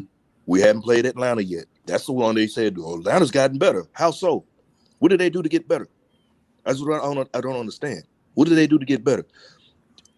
To me, the definition of getting better is you improving upon parts or something that was deficient in the beginning that you remove. So that being said, you know, you got ball tires. You've been driving around a car with dragster slicks. You put some good years or whatever tire you want, some Yokohamas, whatever it is you put on there with grips on it. You just improve your car. Fact. We were shout out. Elf did what he could do. He wasn't a starting point guard, but we had him. We got Kemba. That's an upgrade. We had Reggie Bullock playing at the 3. We move RJ to the 3 and bring in Evan Fournier for what? More shooting. Both of them can score and shoot. That's an improvement. So how aren't we any better? What did they do? That's what I'm trying to say. And then our rookies, real quick, I'm going to shut up on this. Our rookies got the great position, especially Deuce. Deuce is in one of the best positions any rookie could be in because you look who he's learning from. He's learning from both Kemba and D Rose. So it goes to what you what my man what KJ was saying, what KJ Dub was saying. We're in such a beautiful position, man. And what we got, Lord help them. When we smack Chicago, and I normally be, I'm the easy going. I see us putting hands on them, man. Yep. Balling up their shirt, bouncing them off a wall for a while, man. Really putting hands on them. And we hold them. We hold this team under 100. Then what? What else can you say, man? Yeah, absolutely. Yeah, you know, it was interesting to me, and I'm glad you brought that up. So, thing about Edward Payton, Reggie Bullock is not a starting. He's not a starting caliber small forward in the NBA. He's a good player. He's not a starting. Evan Fournier is a starting caliber NBA ball player. Elfrid Payton was not a starting NBA caliber ball player. Kemba Walker is an NBA caliber starting ball player. People understand what I just said. We took two guys out of our lineup who was not starting caliber ball players and put two guys in there who are starting caliber ball players. Yeah. You know what I mean? Us Knicks fans got to take that into consideration. What is Reggie Bullock doing in Dallas right now? He's a backup. What is Elfrid Payton doing in Phoenix? He's a backup. Yep. You know what I mean? That's why they were backups. That's why I don't understand why everybody was making this big thing about Reggie Bullock. I'm like, listen, he a backup. He did good for us because we had to roll with what we had to roll with. But you cannot tell me the Knicks ain't better with RJ and Evan Fournier. Reggie Bullock is a backup, serviceable 3-and-D guy in the NBA. Evan Fournier is a 17, 18 point per game scorer in the NBA that shoots above 40% all day, every day from the 3-point line. Kemba Walker is a full-time NBA All-Star, and you can't say that enough because I think that's what everybody talking about. The East got better, man. Come on. You just put two guys in our lineup that are All-Star caliber players, and we took out two guys who just bench players, and y'all still think that you gotta be scary. You gotta be crazy. You gotta be crazy. Like Kane said, "What you want, son? Dope or dog food." Right, dope or dog food, facts. Yeah, and that's what I'm trying to let people understand that, man, we got astronomically better. Because when I thought about this last night, if RJ defense come up to Reggie Bullock's level, then that's a wash. You know what I mean? And if Evan Fournier's defense just be what RJ's was last year, then the Knicks got better. You know what I mean? So it's like, whoa, it's like. So I'm loving him. I think we're going there tomorrow, guys, and we really get them cats. The businessman go down there. I know I'm not sleeping on. I'm not taking up from DeRozan. Is a great player. Zach LaVine is a great player. Lonzo Ball, the up and coming great point guard. But I still don't think they're better than the Knicks. Because like I said, I don't think Lonzo Ball is better than Kemba Walker. And let's put that out there right now. If y'all don't believe me, then check the stats. The numbers don't lie. Like KJ say, the numbers don't lie. Mm-hmm. He's younger than Kemba Walker, but he ain't better than Kemba Walker. He can't do what Kemba Walker do with the basketball. Lonzo Ball can shoot the three ball good, so can Kemba Walker. Lonzo Ball can't get buckets like he can get them. No, but Devon, this team, the Chicago got to run a team, especially that first five, those three, LaVine, DeRozan, and Lonzo, them boys are going to want to run. But they can't run all game. And then when that second unit comes up for the Knicks second unit runs faster than the first unit with Quickly, Rose, and Burks and Toppin. And if we get Noel back, they always gonna be running. So for the Chicago Bulls to keep up with the Knicks for 48 minutes, not too many teams can. Can they match us? Yeah, they can match us with that starting five as far as running, but we don't know. Do you guys think DeRozan and LaVine are great 3-point shooters? Oh, like no, because sorry, I didn't mean to cut you off, KJ. Because DeRozan's not a 3-point shooter. Can he shoot him? Yeah, but he doesn't. He's not steady. He's a mid-range shooter, slasher. Right. So my point is, the Knicks. I can see the Knicks doubling Lonzo at half court and let them boys shoot. Let's see if they can really shoot that three. LaVine can. They got LaVine and Kobe. Those the two that's going to shoot. And I think he out though. I think Kobe's finished for a while. He been out for a while. Man, look, we're deep at the three shooting. Right. I mean, pick your poison. And the way we move that ball, the ball finds that hot hand. Look, we seeing that it started ever since preseason. The ball started to find a way to that hot hand. And like you said, Lonzo plays defense, but he can't stay in front of Kemba. He can't stay in front of D Rose. And then when it comes to it, they kick back.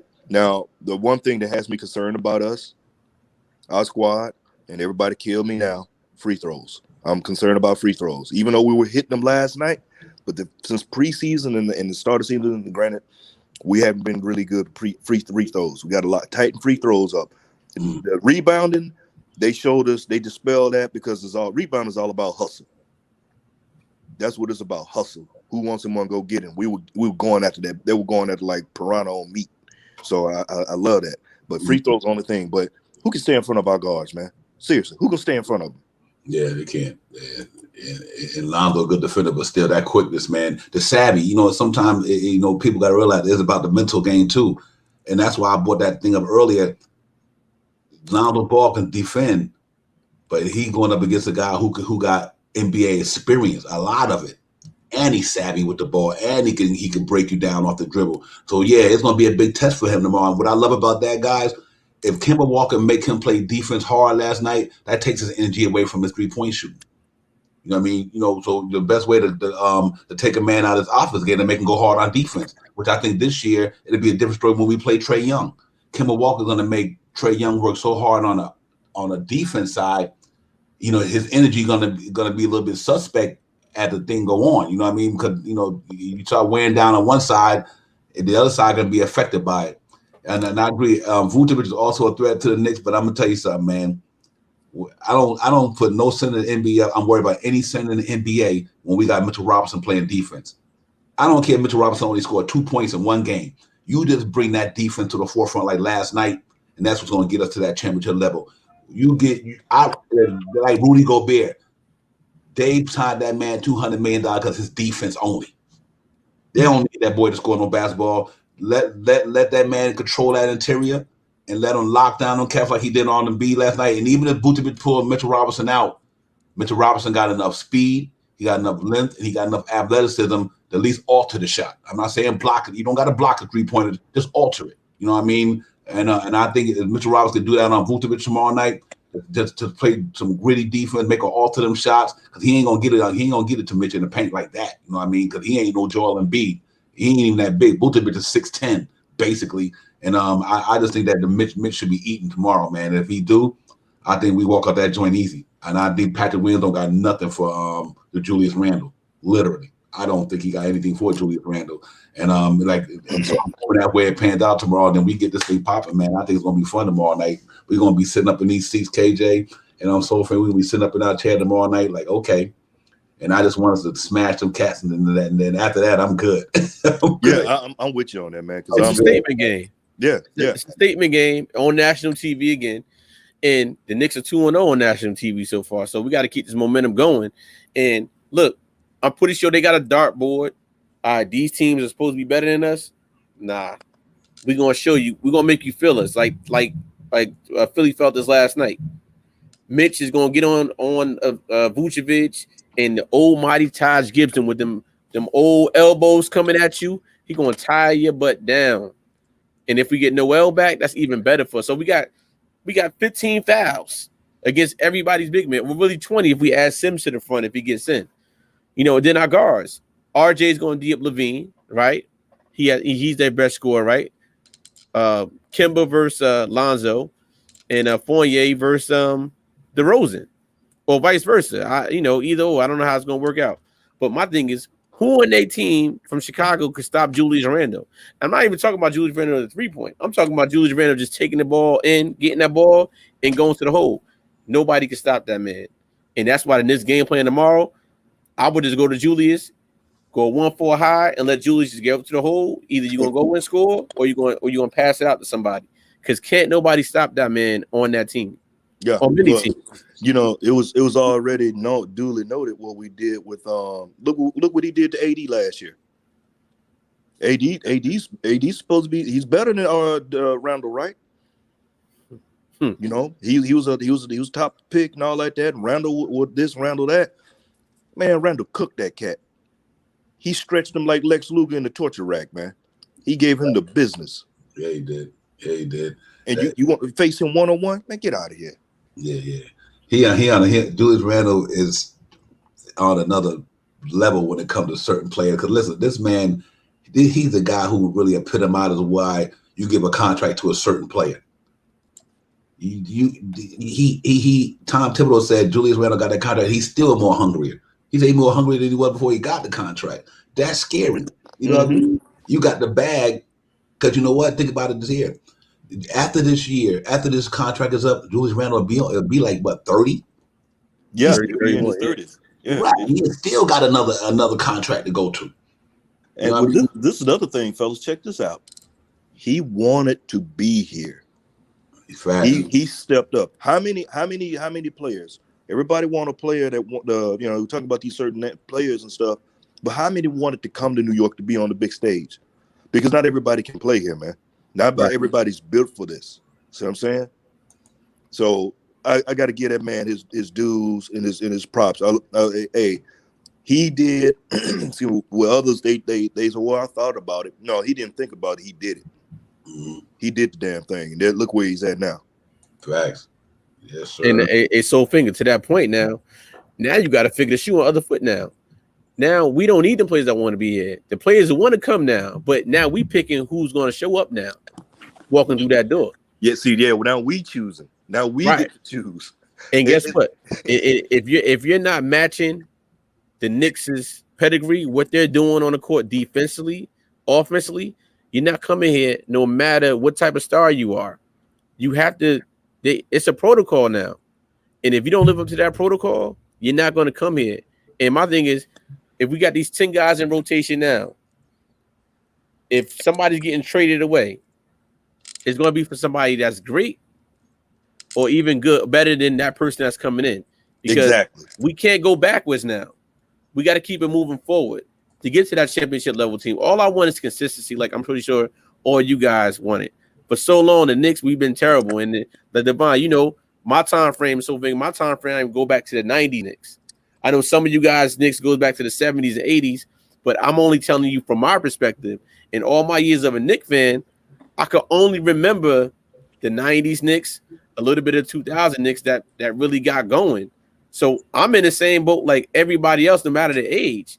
We all working towards that goal is to be consistent and to finally win that championship. And we're almost there. Almost there. We're going to get there. But so some of the players that we're loving right now, when we let them go, we got to let them go with open arms. Because we know this front office and the coaching staff is going to do everything we need to do to make it happen. You know, it's something else when you said that, because there's so many, and I was thinking about it. All right, so when they won the last championship, we won our last championship, I was only a few months old, man. Wow. I was only a few months old. So I can't, you know, we have a championship. We're Knicks Nation, but for those of us, we can't celebrate that because we weren't there to live that. So it's a lot of, then you got some in Knicks Nation never knew of us even having a winning season. Facts. Yeah. That's something to think about. Sardinette Arms. Yes, sir. What's good, fellas? What's good? What's good? Salute, Sarge. Hey, Sergeant got the Knicks defense in the back of him. That brick wall, brother. Brick wall, baby. You better recognize. You better recognize. What up, man? What's good with you? Hey, it's all game. First and foremost, you know I got to pay my due respect when I come into the building, right? So Divine, KJ, thanks for having me in the building. You guys got an excellent platform here going on. You know, me and my man Soulfinger, we always cross paths. You know what I'm saying? No matter where I go, he every time I come in the kitchen, he in the kitchen, eating up all the pig feet, all the hog balls, all the collard greens. You know what I'm saying? But I don't leave a swallow Kool-Aid in the picture. I make more. That's why we still get down like that. So because if we drink all the Kool-Aid, we're gonna have a problem. I'm telling you right now. Hey, but fellas, this is a great situation for the New York Knicks to be in right now. We talk about again, small sample size. We're 4 games in right now. There was a game that got away from us that we probably should have, reeled back in. But I think I'm happy with the loss, if that makes sense to people. And I'm gonna have to explain, right? Because I think last year when we went on that 9-0 run, it was a little too early in the season. We got a little too full of ourselves. So when we get to the playoffs, we're not actually ready to play, right? So you take a team that you got all this talk over here, this hype team that's coming in from New York City. So first of all, when you're coming in from New York and you're going down south, there's already that discontent, that malcontent right now. Because if I'm a dude and my lady is excited because some dude is coming from New York, I'm here, I've been with you all this time, we got a problem. So I got a problem with the dude that's coming from New York, right? That's the Knicks coming to Atlanta, right? So when you get down there, so now I have to expose you. Now you haven't been exposed yet because no one has sat down and took the time to say, I need to figure out what to do to Divine to get him off his game. I need to figure out how to get in KJ's head to keep him from scoring 30 points on me.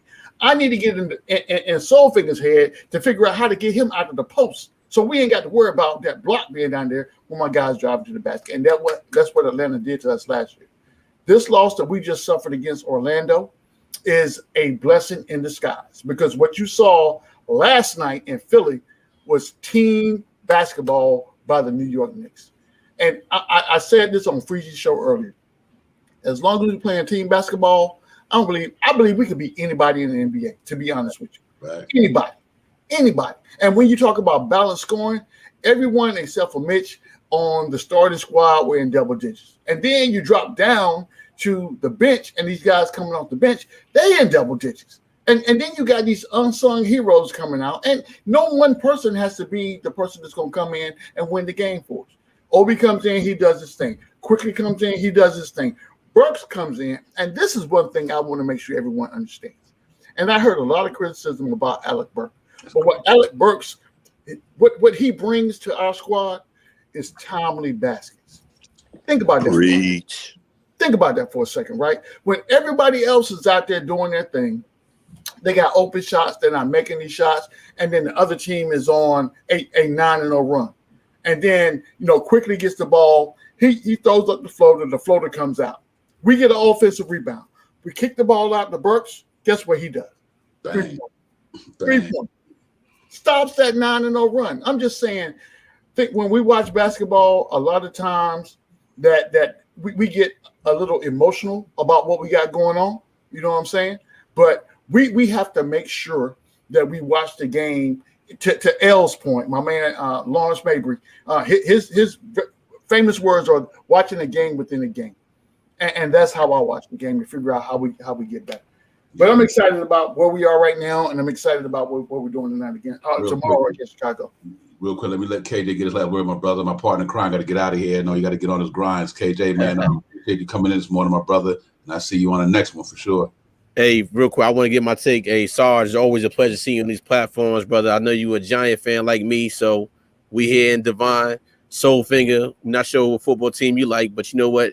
You are cousins, so you could be a Giant fan too as well. You Nick family, so it's all good. Oh yeah. In the New Orleans Soulfinger, who you like? I'm a who that man. Who that? I got love for your Giants, because when I was in the Navy, I had a chief from New York, and he was a big Giants fan. So we was pulling for the Giants when we won that Super Bowl. Hey, look, I pull for. Hey, I'm down with the Giants. I just can't stand them Cowboys, man. I can't stand them, man. I'm in Cowboys. I can't stand them, man. I can't stand them. I got a family full of Cowboys. I can't stand them. So anytime they take a L, I high step and coming in the room like I hit that, like I'm the Heisman Trophy or something. Well, look. I hear that, but I just wanted to thank all you guys. I've been watching you guys from afar on the other platforms. Salute to all the other content creators out there. We're making this Knicks stock go to a whole nother level. And soon one day, I hope they invite us all to Madison Square Garden in our own little bubbles and give us our own platforms. I think that we need to really push for that, for all of us to come together, make the Garden, bring us all there one day and say, you know what, we bring you live Knicks content, because we're making the Knicks stock go to a whole nother level.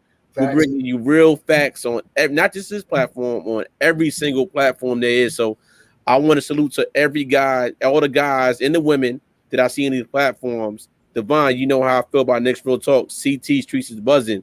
It's so many to go down that list. Uncle Freezy, I won't give too many plugs, but the platforms that I've been on, I got to give those some love because it's family. And I feel like I know every single person that's on these panels, in these chats, because we know what good people is. Just like we predict these Knicks wins, and we're predicting how the Knicks are. Mm-hmm. We can tell when we got good people up on the panel and in the chat. So I'm gonna end on that. Devon will be back on later on tonight. Sarge, Soulfinger, Devon, salute to you. Let's go Knicks. Salute. Yeah, man. Yeah, we get out at another 12, 13 minutes, whatever, and I got to get on my grind as well. But good to see you, Sergeant, my brother. I'm glad you're up in the building with us as you always. You know that door stay open, swinging for you guys back and forth. But these revolving doors, y'all keep coming up in here, man. Salute to the chat, man. Y'all on fire this morning. That's what a Nick win could do for you. Cause we was a happy campers the other night. We were salty the other night. I couldn't even come on. I didn't want to. I just didn't want to. If you notice, I didn't pop up on nobody's show. I was in my feelings that night, man. I sat back in my room and I was like, BB King, the thrill is gone. I was in my feelings, man. It was one of them, man. It was because I was mad at how we played, the energy. I said, but then after I shook it off, I was like, I came back down. I said, you know what? That's a good L to get hung on our neck. We needed that. We needed that. Back down to earth. Bring us back down. And see when and then you see the effects. You see the effects of what some L's are good. People don't know L is good. No, in that situation, that L was good. It woke them up. Yeah. What I'm thinking is you starting to wake that sleeping monster. It's the old additive, as after you walk down the street every day, you got to walk from that house to the corner to get the bus, right? And there's a house on your block. Everybody has his house on the block, right? That there's a dog in that fence, whether he chained to the tree inside the fence or he laying by the fence, waiting for you to come by to get the barking. Whether the dog minding his own business, you come out with that stick every morning. Every morning, you that little dude trying to get to the bus stop, but you're poking the dog. You're poking the dog, right? That's what people are doing to the Knicks right now. They come into the arena, or we go to their arena, and they poking the bear. Don't poke the bear. When you poke the bear, you upset the bear. So when I came in with the docile attitude, well, I'm not going to beat you up when I take you to the paint, but now you're poking me. Now you got these little snide comments that you got out here on the World Wide Web that I got to read. And then my daughter is asking me, Daddy, why is this man talking all this smack about you and he don't even know you? Now I got to go out here and defend, my home turf, right? So now I got to go out here and put these things on you. I'm like putting them Fifth Ward beads on you. You know what I'm saying? You ain't ready for that. My mind ain't playing tricks on me, but by the time I finish with you, you're gonna spend a little bit more time on that trainer's table than you would not have to have spent if you hadn't opened your mouth. That's all I'm gonna say. That's all I'm gonna say. Yeah, that's 100 right there, man. And like I said, Silver said the thrill is gone. Well, that's the problem with everybody. Like with that win, you don't know what you got till it's gone. So when they took that L, now you know what it is to lose something. Yeah, you know what it is to lose something. You know what I mean? And that's a point right there. Only problem, and the reason I stayed away because I didn't want to, because I already knew what was going to happen. We're going to have all, people being negative, Ned. Oh, we need to make a trade, and this and that. I was like, man, look, we just came out flat. I was upset because we came out flat. Right. You had them. Look, I feel like Denny Green. They are who we say they are, and in immortal words of Herm Edwards, you play to win the game. Hello. You do. Oh, and right. We didn't play to win the game. Hey, you know what's crazy? Oh, excuse me. Yeah, Superman, I'm going to cut you off, brother. Go ahead. I'm sorry. Go ahead. Go ahead, Devon. Go ahead. I was just going to say, and you know what? And we still was up 13 and 11 in the third or fourth quarter. Yes. That was crazy. We didn't have a good game, so figure, and we still could have blew them cats out with that 13-point lead. We would have stuck to the defense that night. We would have had beat them cats by 20, man. So exactly. I agree with y'all 100% on that, man. That's real talk. And then, like I said, that's why I was saying concerned about free throws, because we missed 8 free throws. Yep. Mm-hmm. We lost by what? We lost by 6. Missed 8 free throws. Yeah. I mean, and then Cole Anthony had 16 rebounds. Bro, those long rebounds, because shooting threes. So look. Imagine, you saw the difference, right? You saw the difference from that game to this. Because I'm gonna tell you, Tibbs was in there. Hey, man, look, I wouldn't want to be I wanted to be a fly on the wall when Tibbs was breaking down film and had my little notepad so I can learn new words. Because he had new words and phrases and they were all colorful, bro. And he called in and everybody out. Every one of them. Every one of them. Every one of them. Yeah. But I would say this, guys, and I'm gonna be real quick, right? So a couple things that happened in the transition between the game against Orlando versus the game we played against Philly, which is going to transition into the game we play tomorrow night against the Bulls. So what we saw in the Garden against Orlando is once we got down and shots were not falling, then we reverted back to what we did last year that we knew did not work. But that's what we did. That's what we went. Tibbs went, he reverted back to his comfort bubble. He went back and got that security blanket and said, Randall, take the ball, take over the game. So anybody that has watched Knicks basketball knows that whenever the Knicks get down into a point like that, you're going to turn the ball over to Julius Randle. You're going to let Julius Randle take over and do what he needs to do. Now, on a great day, other players can get involved because the shots are falling. At this point, nobody's shots falling. So Randle feels like I need to start playing bully ball, right? So we know from last year that's not going to work. And this is a part, not the only reason, but a part of the reason why we lost the game. But going back and watching that tape the next day, the team's got to realize, okay, we tried this last year. We're doing this again this year. It's not working. We need to do this. We need to get back to team basketball. So what I need for you guys to do, Evan, I need for you to go out and find your shot. Kimba, I need for you to be more assertive when you bring the ball across court, find your shot, or get your teammates involved. I'm not telling you got to shoot every time you come across that half court, but I need for you to have an understanding of, based on what we go through in practice, we can get this going. And when you look at the scoring for the game last night, everyone that's on the starting team besides Mitch was scoring in double digits. You got Derrick Rose coming off the bench. He's in double digits. Obi Toppin is 1 point away from being in double digits.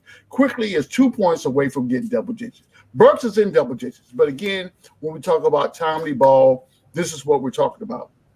Now, how this transitions to the Chicago game tomorrow night is here. What we're looking at right now, and people keep talking about, and I've been on a couple different platforms this morning, but people always want to talk about those one-on-one matchups.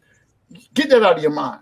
That's not how the New York Knicks play defense. Fair. Now, what we would like to see, RJ Barrett be able to deter. You're not going to stop him. You can deter Zach LaVine for doing what he needs to do. DeMar DeRozan is he's still a valid player in the NBA, but he's on the downside. Let's be honest. He's on the downside of what he used to be, right? So I would say, Evan, hey, I'm going to need for you to just keep DeMar honest, right? I'm not telling you to stop the guy, but keep him honest. But holistically, as a defense, the boy, what's the center? Vucevic? Mm-hmm. Vucevic is not, he is no one. So Joel Embiid, if I'm Vucevic, I'm calling Joel. Hey, Joel, what happened with Mitch last night? I saw the game. And Embiid is going to tell Vucevic, hey, brother, this ain't the same Mitch. So I'm telling you, when you come in the stadium, get your beets in, right? Eat your beets, get your leafy vegetables in, and all the other stuff, because you're gonna need that. Because hey, Mitch is no longer an easy win. So playing that team ball, Devon, I'm so excited right now. I can't wait for the Knicks to go up in Chicago and just go ahead and sign the wall in the locker room and then walk out with the W. Yeah, facts. Hey, yeah, you know what, man? I think people think we over optimistic. No, we just see what we see. I try to tell people all the time, it ain't about being optimistic. We just see what we see. Yes, the eyes don't lie. It ain't like the eye don't lie. It ain't like my eyes be deceiving me. I'm up there in age, but they ain't deceiving me though. Everybody what you see. Yeah, you see what you see. And that's what I think it is, man. I just think that they got a good thing going on. That loss was a blessing in disguise. Mm-hmm. You know what I mean? And now, what I seen last night, God, with the way Julius Randle was facilitating that basketball, and I love it because he was like, you know what, this is your night, Kemba Walker. You handle your business. That's right. He like, now last year he done had guys like that. He did. Now he got guys like Fournier. Any given night, any one of them cats can pop. You know what I mean? That's scary, bro. It really is scary, man, to have a team that you got 4 dudes on the perimeter who can do almost the same thing. Shoot the ball, put the ball on the floor, facilitate. You know what I mean? It's like crazy. I'm like, okay, so me being giddy as a Knicks fan, I got a right to be giddy, bro. This team is good. They good, and they beat. And then Derrick Rose, I don't know what type of youth sauce he drinking, but he need to give me some. I might get out there and drop a couple of trades on somebody from back in the day. That Derrick Rose give me what he drinking. No doubt. I like what I see down there, man. I really do, man. I'm optimistic about it for a good reason. Because we looking at what we seeing, and Tim got 2 guys in that starting lineup now that's 16 more scoring points better than what he had last year. Reggie Bullock, like I said, Reggie Bullock, good. He's good. Salute to him and Alpha Payton, but them role players. Kemba Walker and Evan Fournier ain't no role players. No. They out there doing that thing. And one thing I want to bring up real quick, and I'm going to be 30 seconds or less, right? So I'm on record right now. I don't care where you go, and there's tape out there of me saying this, right? So at some point during the summer, I said this. I said, I am not willing to give Mitchell Robinson the bag until I see him perform on the court. I am on record for saying that, right? Mm-hmm. I'm going to be the first to tell you this. I'm a man, and I'm going to tell you when my things that have happened that has changed my mindset and my thought process. But I'm telling you right now, Devon, is this. I want to give Mitch the bag today. If Mitchell Robinson's agent, if I'm in the front office, if the front office is not calling Mitch's agent right now and setting up that deal, you're wrong. So I'm going to tell you why. So this is what I don't want to have happen. I don't want us to get to that trade deadline, and then Mitchell Robinson's contract is a topic of conversation. That's a distraction that we don't need. Mitch has proved his worth to the team. I've seen that the increase in his mass and what their presence means down low. Embiid last night was playing like he was a point guard. He was on the perimeter all night. You couldn't get him in the paint, right? So that is one of those things that we talk about when we talk about Mitchell. Look, let me look at the camera right now. New York Knicks front office, whoever you are, I'm going to need for you to go ahead and call Mitch's agent and go ahead and set up that contract negotiation, and let's close this thing out before Thanksgiving. So at Thanksgiving, Mitch can call me and be like, G-Man, thank you very much for spurring that thing on. You know what I'm saying? But we need to get that man his money because we paying a dude right now that plays at the same position that we haven't seen on the court all year. Let that sink in my Ron Cleveland voice. You know what I'm saying? Yep. No, not at all. You know, only the bad thing about it, I wish they could, but they don't let that period pass. So now he becomes a restricted free agent now. But, you know, they got to pay that man, though, man. Because like you said, you know, like I said, with Mitch in with Mitch in the paint, teams are only shooting 38% against the Knicks in the paint. 38%, bro. No doubt. You know what I mean? Come on. And like I said, it's tough, man. You got to pay that dude. You know, so hopefully they do that next year. You're going to have to break bread with Mitch. And I'm going to tell you, when you were talking about how he played, hey, look, flex, that's what they've been calling him. That's what the Knicks, the locker room call him flex. Yep. You know, just one part of the game. Just play it back in your mind. When Embiid tried to bag him down and couldn't move him. And I was like, before, the old Mitch, he would have booted him like that. He would have gone flying into the other side into the first row. Right. Yeah, he couldn't bag him down. And Embiid was like, "Wait a minute, man, hold on now," because he used to, you know what? They used to comment at Mitch like that. You can move him, and he said, "I got tired of getting moved around."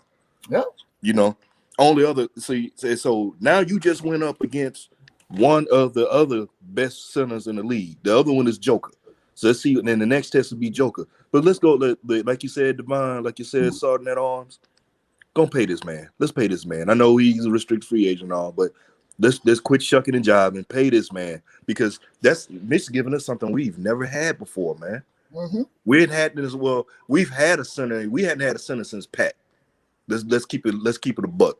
Not since we had you. And no, I'm not comparing Mitch to Pat, but what I'm comparing him to is we've never had a 7-footer with a 7'4" wingspan that's quick like that and can cover the ground. We never had that, and his worth was proven in the loss in the playoffs. Yes, for sure. Not having him in the playoffs would have been a different playoff if we had him had Mitch. And since we've had him now, minus the little hiccup when we slipped on the banana peel, Mitch has been solid. And this is the scary thing, fellas. Mitch still ain't in shape. Right. So figured I don't want to we can't slight Mitch on this point either. Last night, he didn't go up against Joel Embiid. He went up against Joel Embiid and Andre Drummond. Yes. Thank you for the correction. See, and this is the thing. I have no problem with being corrected. I really don't have a problem with being corrected. If I say something wrong, I'm good. Yeah, those are facts. Yeah, I wasn't correcting you. I was just saying on totality, we forgot about him. But no, I was bringing it out, but I was wrong in my assessment. So I need to go back to my lab and fix my paperwork. Right, where my secretary at? I'm gonna get hot up on this, man. Did you guys notice, or was I the only one to notice how Mitch looked compared to Embiid? Because last year, not Embiid. I'm sorry, but Embiid as well, but more so Drummond. Oh, Drummond. Yes. So when I watch Drummond walk past Mitch, I'm like, oh my God, Mitch is towering over Embiid. But the thing about it is, sorry, I didn't mean to cut you off. You notice Drummond didn't want none of that because after he saw Joel couldn't move Mitch. You notice? Did you see Drummond get up in there near him? No. What did Drummond do? What did Drummond do when Mitch was on the floor? I'll tell you what he did. Nothing. He tried to move away. He wants to get on screens and you can't even box Mitch out. Because Mitch was, boy, look, this is why I say pay the man his money. Yeah. Pay him his money. What do we still talk about this for? Pay the man his money. Don't make me go get. Don't make me dip into my petty cash fund and had to give Mitch a 4-year contract. James, you don't want to do that because then I got say in what goes on in the Knicks organization. That ain't what you want. You don't want this part. What you gonna do about when it's Obi's turn if you doing it for Mitch? Oh, so best believe if I'm doing this for Mitch, Obi's funds already solidified. We ain't okay. About that. We ain't even worried about that. Real quick, let me get the other New Orleans lightning bottle in the building. Jarvis in the building. We got Jarvis in the chat. Jarvis, what up, man? How you feel about that game last night? You see how we all fire, man. That game was awesome last night, bro. Well, I might as well be cordial and say salute to all you Knicks fans. So I'm tired of all these Knicks smiling after last night. All these Knicks fans and Divine, you the ringleader. All that big smiling on your face. Soul finger up there talking what he talking. And I'm like, man, I'm tired of these Knicks fans. They just smiling and smiling and smiling and smiling and smiling and giggling and going on. I said, "Oh no, I'm gonna have to come on, man, and confront these Knicks fans." So then on top of that, I said, "Well, I'm not gonna do it. Let me let the Knicks fans have their fun." And then I turned and this sergeant for Knicks talking about pay Mitch. I said, "Wait a minute, Sarge talking about paying Mitch." Sarge ain't never said pay Mitch. I said, I gotta make sure I'm hearing right, and that I'm on the right platform. Sarge, Mitch gonna have to prove it. Mitch hurt all the time. Man, give Mr. back for what? I'm like, man, Sarge saying pay Mitch. I'm like, oh, I got to get on the platform now. I said, but overall, salute to everybody. Salute to the chat. Salute to my brothers on the pen. I'm not gonna be with y'all long, man. I'm feeling a little slightly under the weather, so I'm not gonna be long. But I just wanted to say, very good bounce back win for our New York Knicks last night. I'm so proud of them putting that last game behind them because it was evident. And oh my God, so I gotta agree with you. Pay Mitch. Yeah. Pay him. Get them talks out the way. I mean, there's only so much he can make. And I believe he'll sign and take that deal. Don't get me wrong, but I think it's like 4 years, 52 million, 54 million. I think he will tell, but I do advise the Knicks to pay him every bit of that. Don't try to shortchange the man because, be honest with you, even though I understand that you kind of want to wait and see how he looks and him being healthy, but Mitch has been on a crazy deal for us, and we got to be honest about that. Yes, yeah. And stuff. So I say pay him. Oh my God, did that boat start paying off last night, fellas? Boy, look, Embiid was looking like Trae Young. I said, and Drummond, I'm like, man, Drummond didn't need his spinach or something. I'm like, because it would have been like Drummond a couple of years ago, they would have like tossed Mitch around a little bit. Yeah, instead of Mitch ain't even budging, man. Instead of Drummond playing at the 5 last night, he was trying to creep to the 4 because he didn't want no parts of it.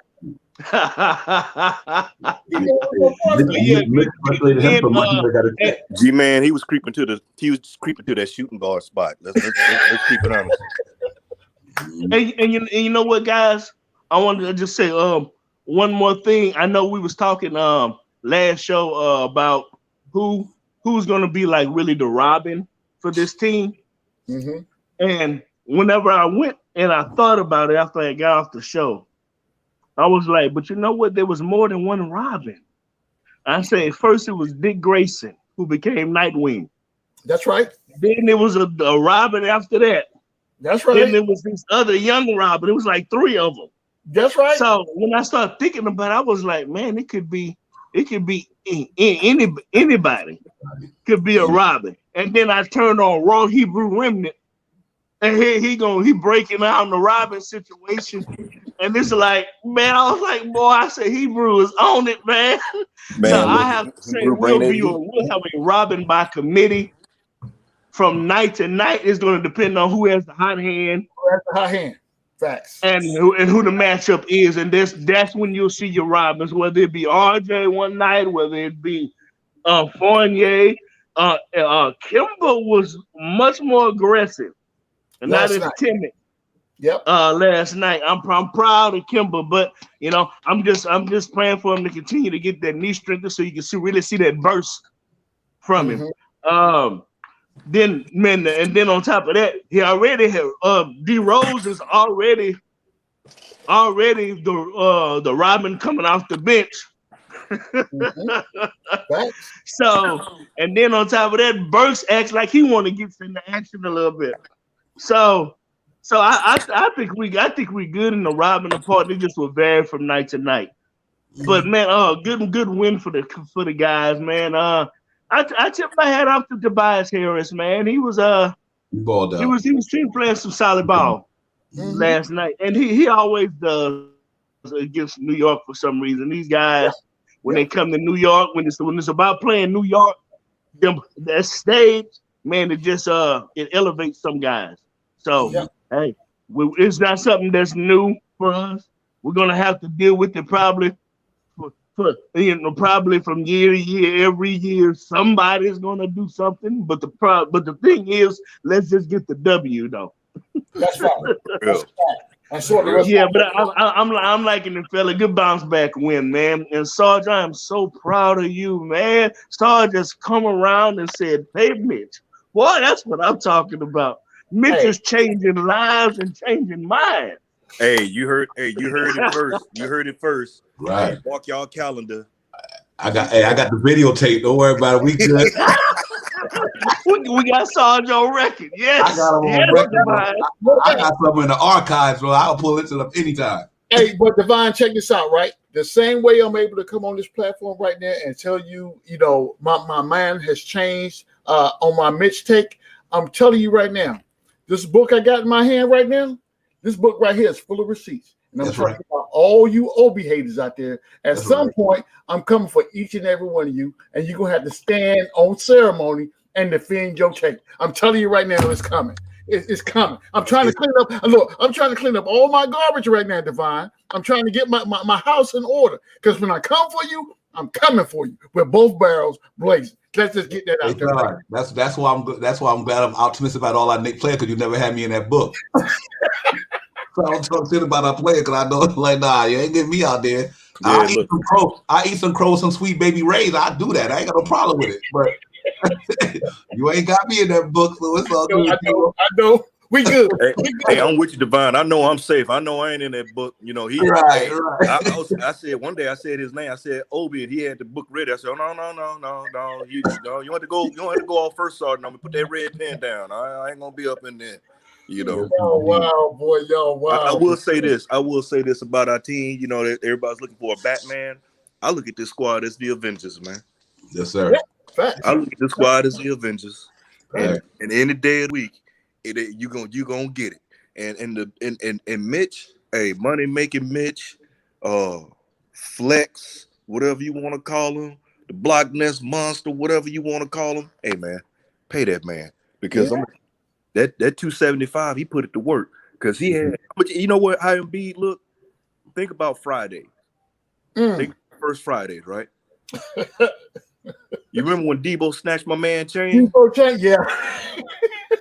Yep. My grandmama gave me that chain. The way he went running off, that's how he had Embiid looking, man. I've never seen Embiid frustrated like that before, because you know what? They were used to pushing Mitch around. Mitch was like, nah, player, this is hey, partner, no, this ain't going down like that.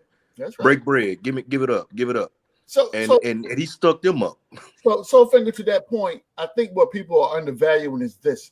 Normally, the Philly, the 76ers offense runs through Embiid. When Embiid is able to impose his will in the paint, that frees up those guards to be able to get those shots off. Yeah. So when Embiid wasn't able to do that last night, Seth Curry, who has been notoriously known for cooking the Knicks every time we played him, he got 2 points last night.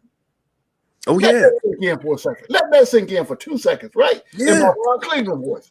So when you are able to disrupt the normal chemistry of a basketball team and those individuals that you're normally used to capitalizing and getting you over the hump, again, Seth Curry, think about what I'm telling you, ladies and gentlemen, boys and girls, children of all ages. Think about the words that are coming out of my mouth right now. Seth Curry, a Curry that plays on the professional basketball team that played more than 30 minutes, only scored 2 points. Yeah, that whole family has been giving Knicks problems for years. Yep. And he's shooting 76% from 3 this year. Yes. Yeah. Because he just down, put him in a donut hole, bro. That's what happened last night. Yeah, because he dropped 23 the game before. Mm-hmm. And with the combination of RJ and Evan, hey, they put him in. They were like the Road Warriors, man. Hawk and Animal on that cat. The cross-faced chicken wing. I'm telling you. Look, get your arm up there. You know how you do it. Get your arm up there, lock it in, and choke them out. Boy, look, that's what they did. Boy, look, I'm telling you right now, the thing that I saw on the basketball court last night was that the Knicks are able to adjust based on who we are playing. That's a wonderful thing. So the only thing I got to say about that is Chicago, you got 24 hours. I'm gonna need for you to get your affairs in order, right? Call whoever you need to call, and if I were you, what I would do is I would when the Knicks walk into the locker room, I would probably have some nice and warm deep dish Chicago pizza in the locker room waiting on them and try to get them fat before they get out there on the court. I'm just saying, y'all need to do something because we about to bring the pain. Hey, real quick, Jarvis about to get out of here. Jarvis, man, go get you some tea and lemon, my brother. I hope you feel better. Get yourself better, no doubt. Up, man. That way tomorrow night you could be in there hollering, get a sore throat again after tomorrow night. So, but I hope you feel better, my brother. Now we'll see you on the next round. Yeah, take care. I sure appreciate that. Soulfinger, Divine. Shout out to the chat. Knicks Real 100. B #civilized Supreme System Overlord. Shot Powers, man. Y'all keep representing, man, in the chat. But yeah, fellas, great win. Proud of the Knicks for the bounce back. So now let's put this victory behind us on to Chicago. Yes, indeed. So let's go up in there, man, and take care of business again, fellas. Y'all have a good night, man. All right, bro. Salute, my brother. Well, good morning, not night. Yeah, on that note, let me give my man Soulfinger and Sergeant last takes. I got to get on my grind as well. Y'all brother, hey Soulfinger, talk to me, man. Give me some clothing. Give me that clothing spirit, my brother. Well, I'm gonna tell you this here, hey, Knicks Nation and everybody that's on the show. Hey, I want y'all to take this time and relish this win. Not just relish in the win. I want you to wallow in the win. Wallow in this win like a hog does in mud and slop.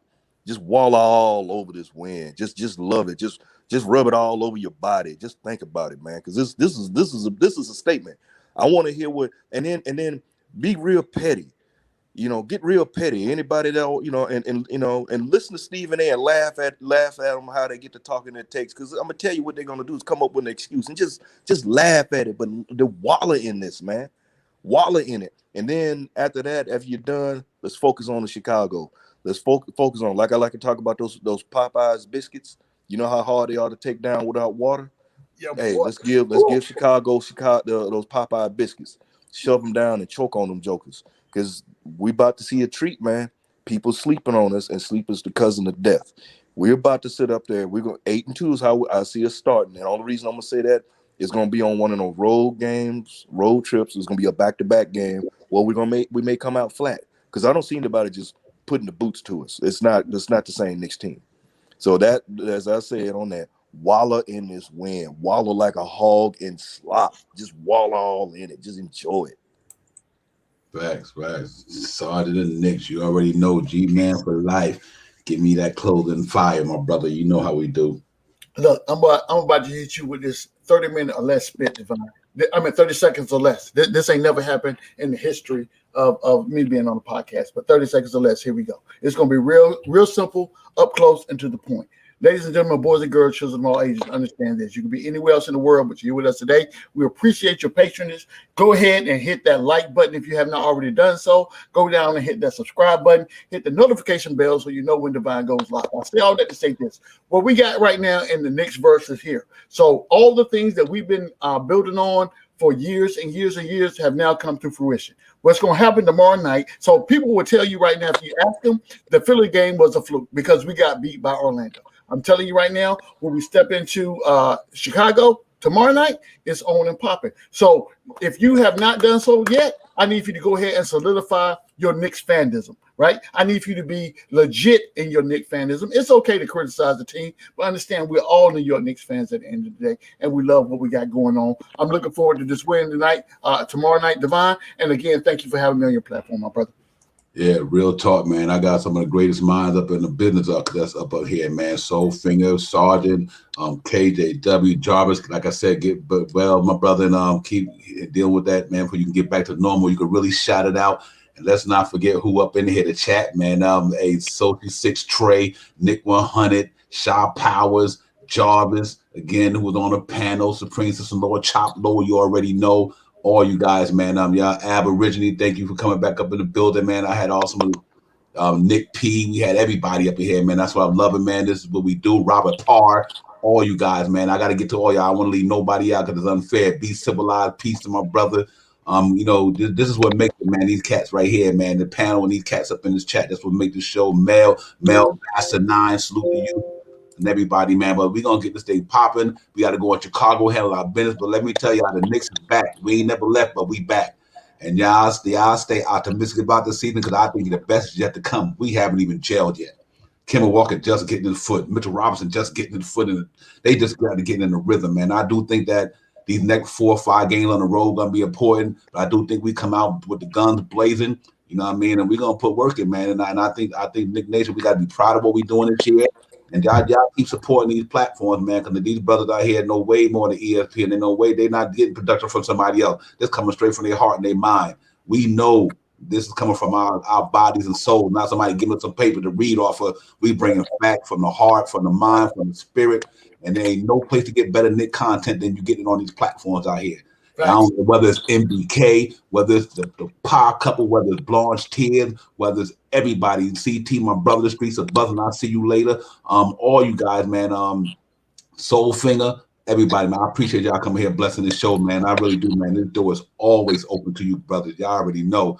And without y'all, Knicks real talk. You already know. And go Giants, because we're gonna rebound. We get into the playoffs. Let me let y'all know right now, you Giant fans, we get into the playoffs. Wait till our horses come back. We about to go on this run. We going up in Kansas City next week. We gonna give Patrick Mahomes a beat down. Watch my boy. They vulnerable. They vulnerable.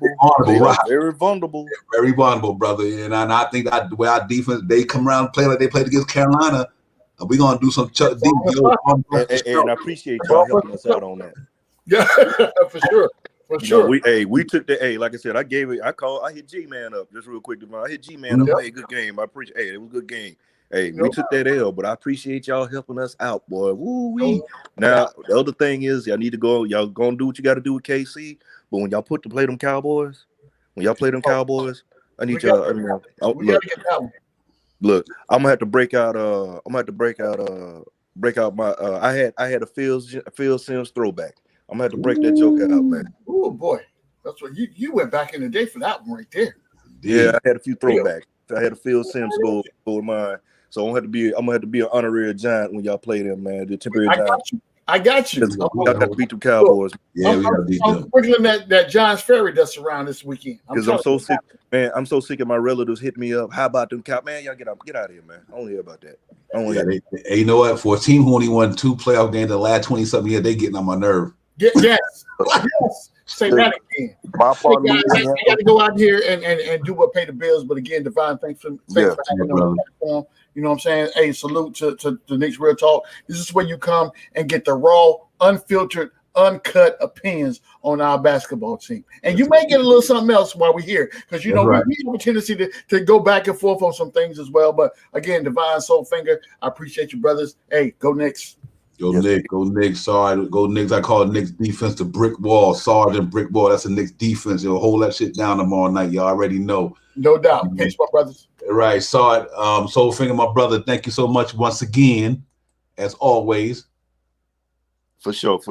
Hey, let's do it. Go Knicks. And when you pop back up, I told you I'm like that little game whack-a-mole. I'll poke my head up through the hole. Yes, sir. And indeed. And to everybody out there watching on the stream, wherever you're watching it from, thank y'all for checking out the show today. We appreciate y'all, man. In the chat, y'all already know where it's at.